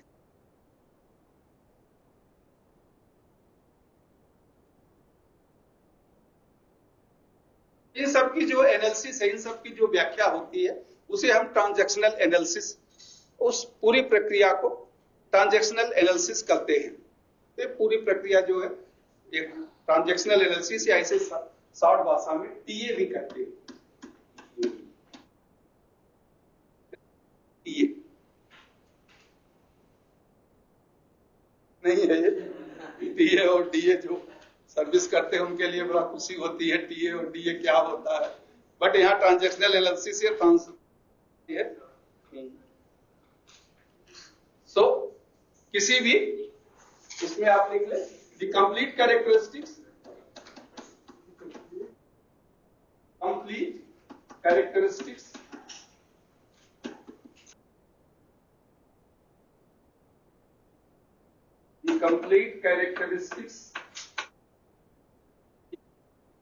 complete characteristics of behavior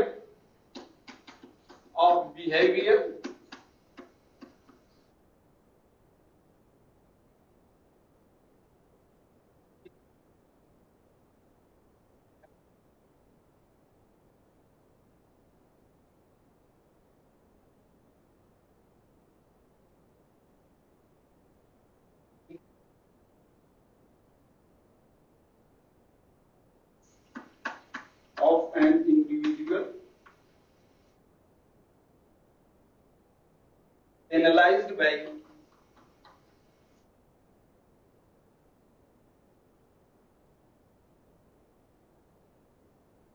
TA. तो हम अब जहां यूज करेंगे ट्रांजैक्शनल एनालिसिस, वहां के लिए टीए ही लिखेंगे।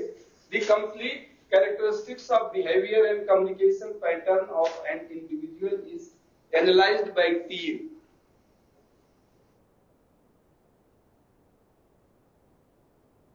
Is analyzed by TA.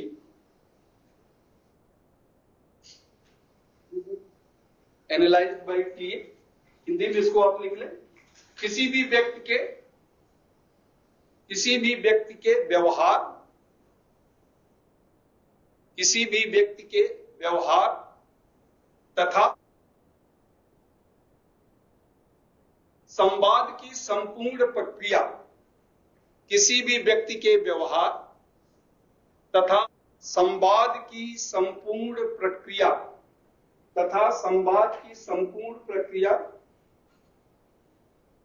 की विवेचना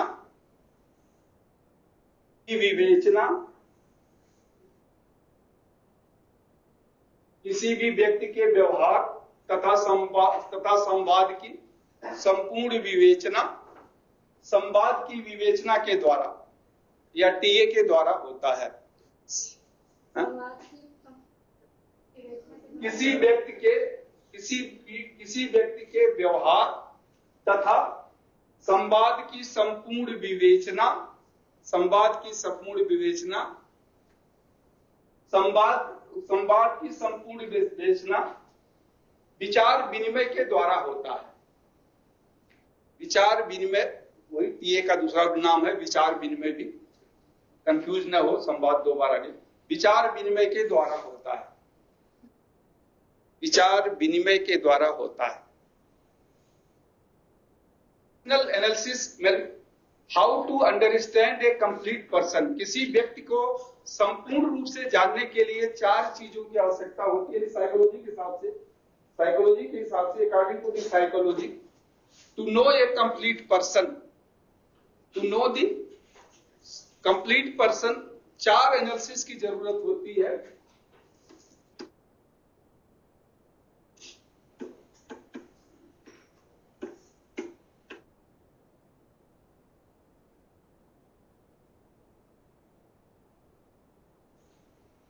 कोशिश करेंगे कल तो शायद खत्म हो, परसों तक इसको खत्म करेंगे, तो थोड़ा सा फास्ट चलेंगे। To know the complete person, चार तरह के एनालिसिस की जरूरत होगी। पहला है स्ट्रक्चरल एनालिसिस,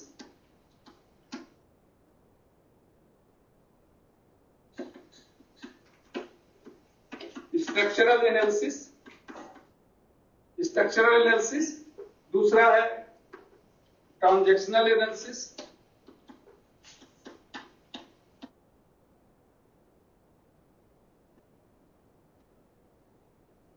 तीसरा है गेम एनालिसिस,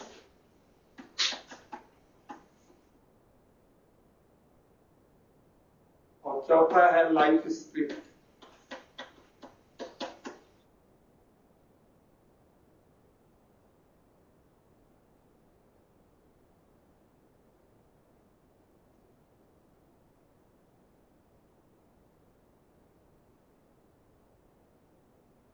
ट्रांजैक्शनल एनालिसिस यानी संरचनात्मक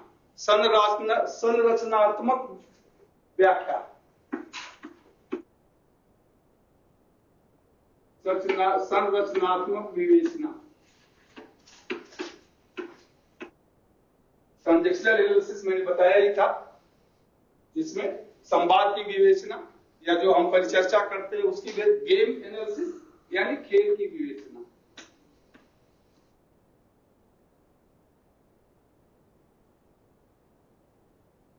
स्क्रिप्ट यानी जीवन कथानक।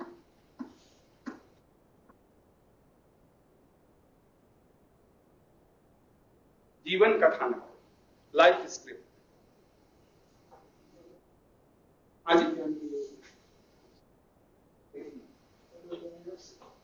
ट्रांजैक्शनल एनालिसिस संवाद की विवेचना तो बताया था, इसलिए मैंने नहीं लिखा। दूसरा है संवाद की विवेचना। स्ट्रक्चरल एनालिसिस संरचनात्मक विवेचना, एनालिसिस संवाद की विवेचना, गेम एनालिसिस खेल की विवेचना, और लाइफ स्क्रिप्ट जीवन कथानक। तो हो गया।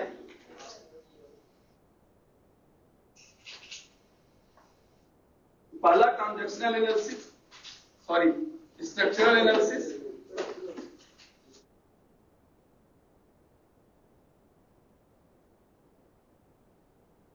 ज्यादा नहीं, एक लाइन में इसमें दिखा देता हूं।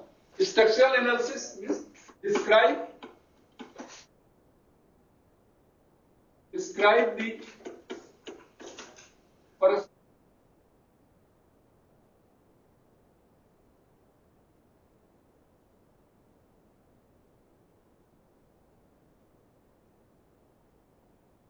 यानी ये व्यक्ति के व्यक्तित्व की विशेषता बताता है। संरचनात्मक व्यक्ति के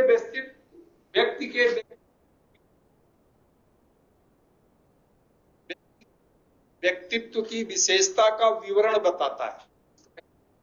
व्यक्ति के व्यक्तित्व की विशेषता का विवरण बताता है। दूसरा है TA, deals with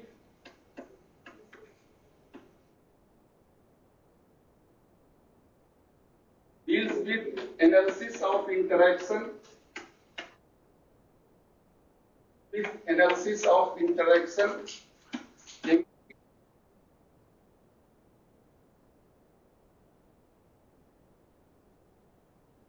deals with analysis of interaction among people.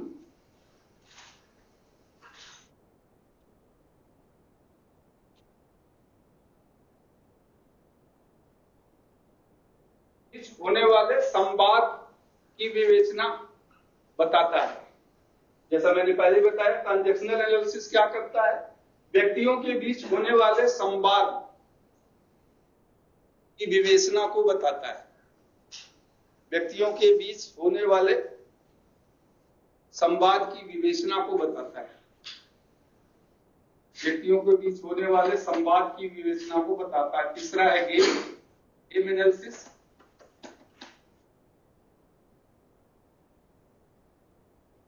Explain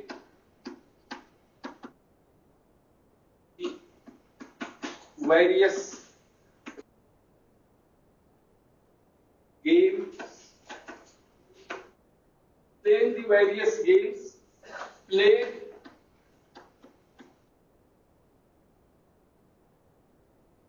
by people to gain advantage. To gain advantage.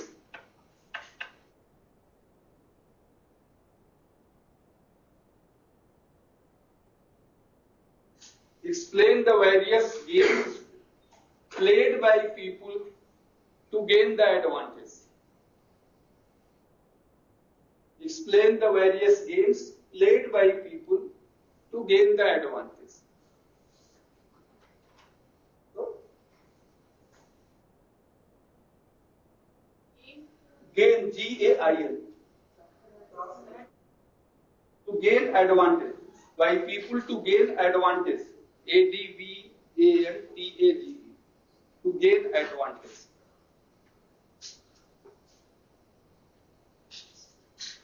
स्वयं के लाभ के लिए, हिंदी में आप लिख ले, स्वयं के लाभ के लिए,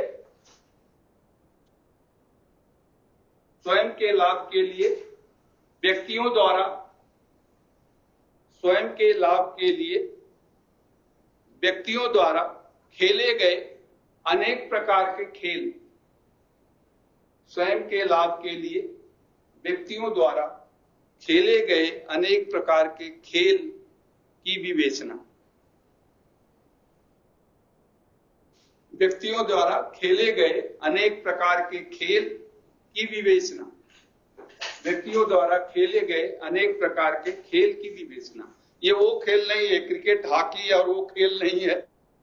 ये जीवन परिचर्चा में जो एक व्यक्ति दूसरे से खेलता है, स्पेशली जो पॉलिटिशियन खेलते हैं, जो भी,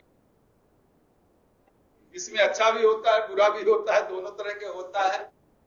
चीटिंग भी होता है, विश्वासघात भी होता है, अच्छा है नहीं बुरा, दोनों है।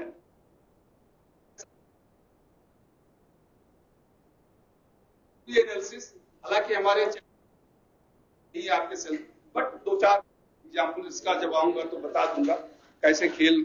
और हम जानते हैं जीवन में जैसे जैसे आप बड़ा होते जाते हैं, कि कोई मेरा दोस्त था, जैसे उस दिन आप डिस्कस कर रहे थे कि तो वो भी एक गेम ही है।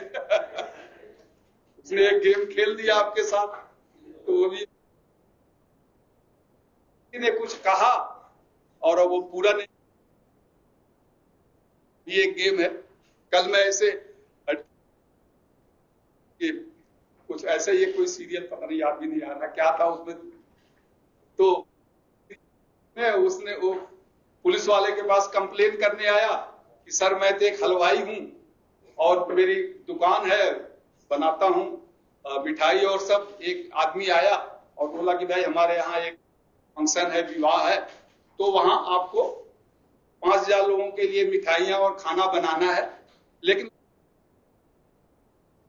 टेस्ट करा दो, हमारे घर पर आके बनाओ, 20 लोग उसको खा के टेस्ट करेंगे और अगर अप्रूव हो जाएगा तो हम उसका टेंडर दे देंगे, यानी ठीक। ये बोला ठीक है। अब वो बेचारा डेली जाके बना रहा है, 20, 25, 30 लोग वो बना देता है, तो 10, 15 दिन, 20 दिन हो गया, अभी तक अप्रूव ही नहीं हो रहा है।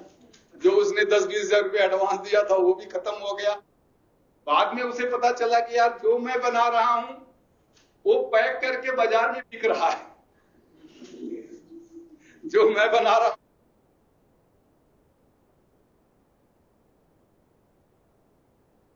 तो वो भी एक खेल हो गया। तो वो भी खेल है। तो इस तरह के जो खेल होते हैं, इसकी जो एनालिसिस होती है कि उसके पीछे भावना क्या है, क्यों व्यक्ति ऐसा, तो बहुत है।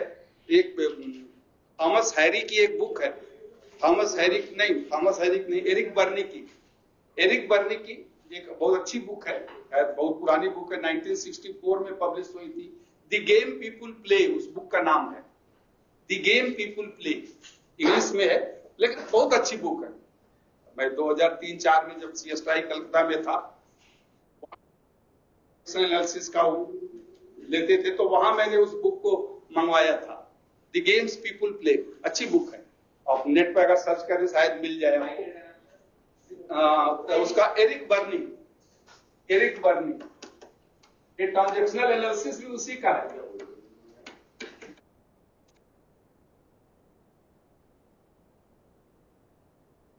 तो नहीं, हमारी लाइब्रेरी नहीं है, क्योंकि जब मैं था उस समय भी मैंने खोजने की कोशिश किया था पीओटी के क्लास में कि मिल जाए, तो एक दिन पीओटी की क्लास नहीं, कोई और आए थे कहीं से, उनके लिए ट्रांजैक्शनल, चाहे वो प्रिंसिपल हो, चाहे वो टीचर हो, चाहे वो एम्प्लॉयड हो, सबके लिए, क्योंकि ये आपके कैरेक्टर्स की फीलिंग, इमोशंस, थिंकिंग उससे कनेक्टेड है कि आप क्यों कहते हैं, क्यों बोलते हैं, कैसे बोलते हैं, तो उन सबसे है। तो यहाँ तो आपको लाइब्रेरी में बुक नहीं मिली, even though you can win, वो मैंने मंगाया था पता 5-6 साल पहले, तब हो गया नहीं होगी खैर। तो ये Eric Berne the game people play, the game people play book का नाम है। और ये तो ट्रांजैक्शनल एनालिसिस 50 में ही एक थियरी अपनी पब्लिश कर दिया था, बट ये ट्रांजैक्शनल एनालिसिस 1964 यानी समझिए 14-15 साल के बाद ज्यादा book I, the game people play, और बड़े अच्छे तरीके से उसने अलग अलग गेम, सामाजिक, पारिवारिक, राजनीतिक, कल्चरल, धर्म में भी नहीं है मुझे, हर धर्म में किसी एक में हर जगह होते हैं गेम्स प्ले होते हैं, तो लोगों के सेंटिमेंट्स के साथ ऐसे होता है, तो बड़े अच्छे तरह से बताया गया है। हाँ, थोड़ा इंग्लिश उसकी टफ है जरूर, बट आप समझ में आएगा ऐसा नहीं। चलिए, और चौथा है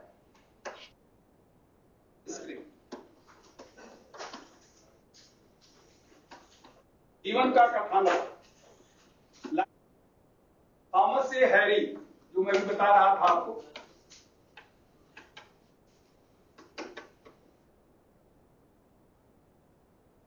ये भी 1969 में थॉमस ए हैरी ने एक बुक पब्लिश किया था, आई एम ओके,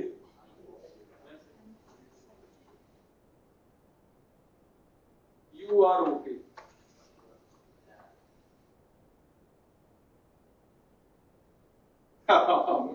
वो तो 4 कंडीशन है, वो डिस्कस करेंगे, वो 4 कंडीशन है उसकी, लाइफ स्क्रिप्ट की 4 कंडीशन, मतलब बहुत ही प्रचलित हुई और काफी करोड़ों में इसकी प्रतियां बिकी, आज भी ये काफी है।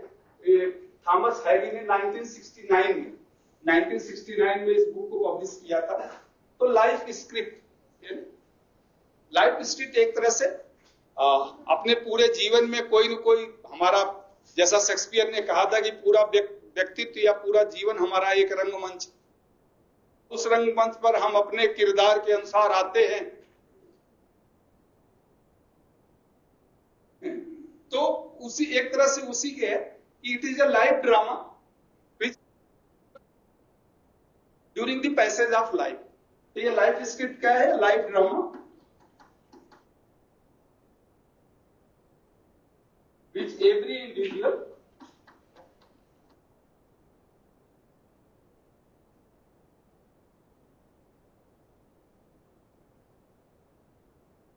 has to play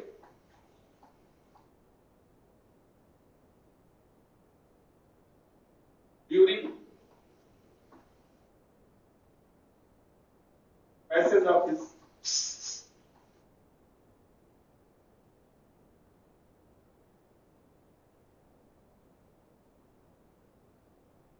during passage of his life, during passage of his life, life drama which every individual has to play, means life script क्या है? Life script is a life drama, life which every individual has to play during passage of his life.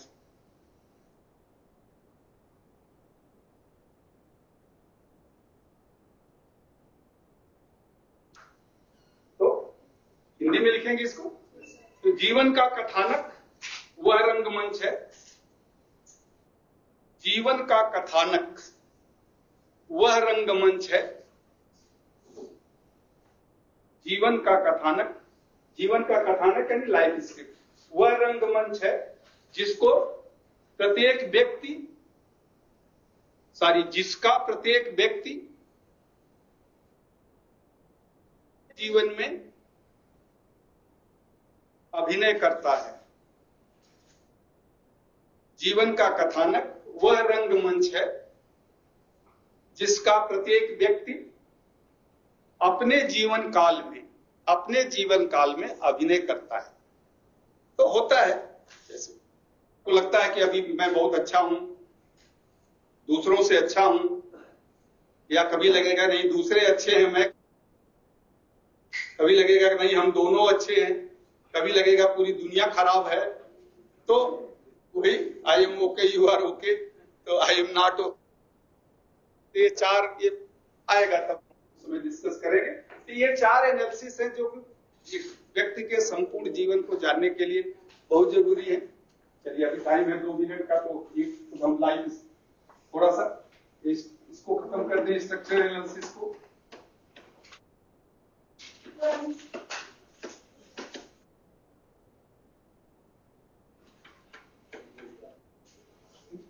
Structural analysis जैसे who am I,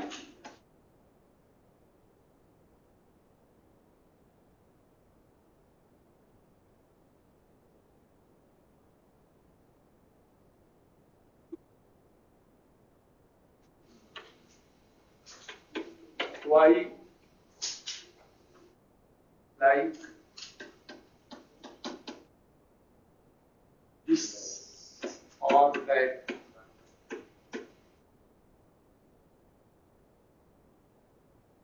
the question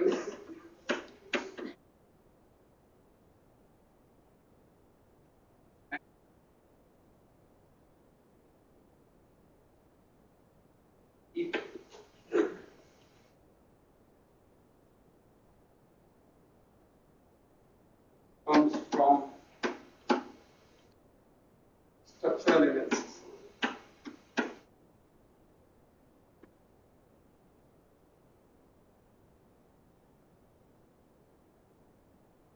Who am I? मैं कौन हूं?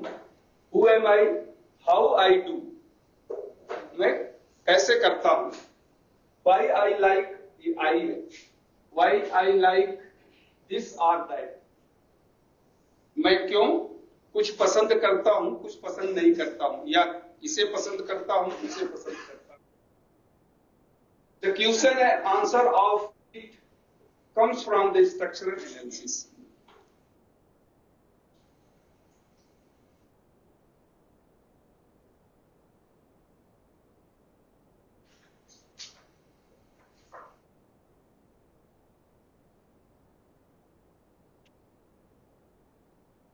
हिंदी में इसको लिख ले कि मैं कौन हूं, मैं कौन हूं, क्या करता हूं, मैं कौन हूं, क्या करता हूं, किसी वस्तु को पसंद करता हूं और क्यों किसी वस्तु को पसंद करता हूं। इन प्रश्नों का उत्तर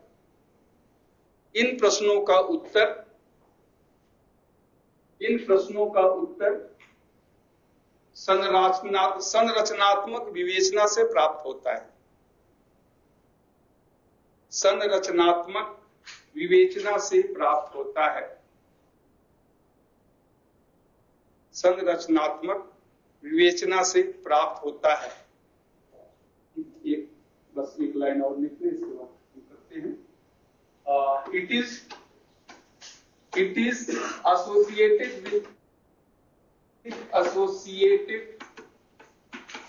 with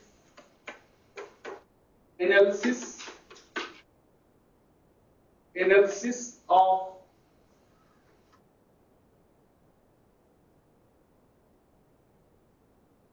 feeling, thought, feeling, activities,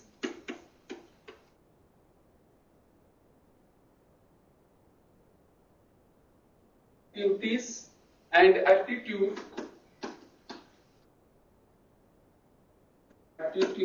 originating from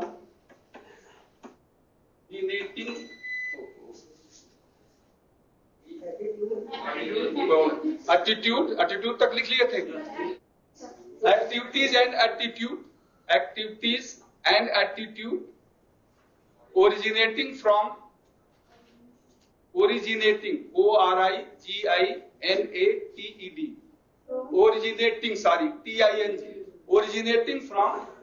originating from specific set of personality, SPE CIFIC, specific set of personality, व्यक्तित्व।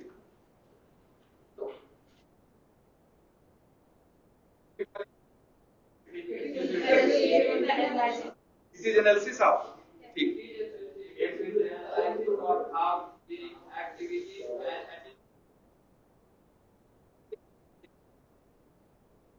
व्यक्ति, इसमें हिंदी आप लिख ले तो व्यक्तित्व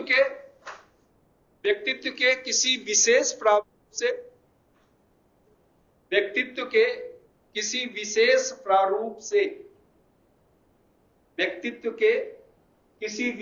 प्रारूप से उत्पन्न होने वाले विचार, व्यक्तित्व के किसी विशेष प्रारूप से उत्पन्न होने वाले विचार,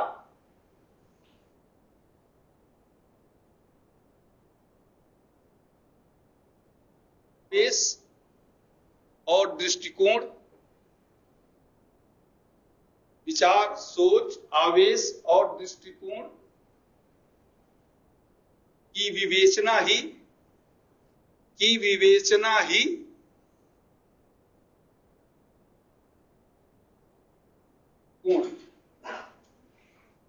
विचार, सोच, आवेश और दृष्टिकोण की विवेचना ही संरचनात्मक विवेचना है, संरचनात्मक विवेचना कहलाती है। शुरू से किसी व्यक्तित्व के किसी विशेष प्रारूप से, क्या था, उत्पन्न होने वाले, व्यक्तित्व के किसी विशेष प्रारूप से उत्पन्न होने वाले विचार, सोच की विवेचना ही संरचनात्मक विवेचना कहलाती है। चलिए, अब तो टाइम भी हो गया आपका, इसलिए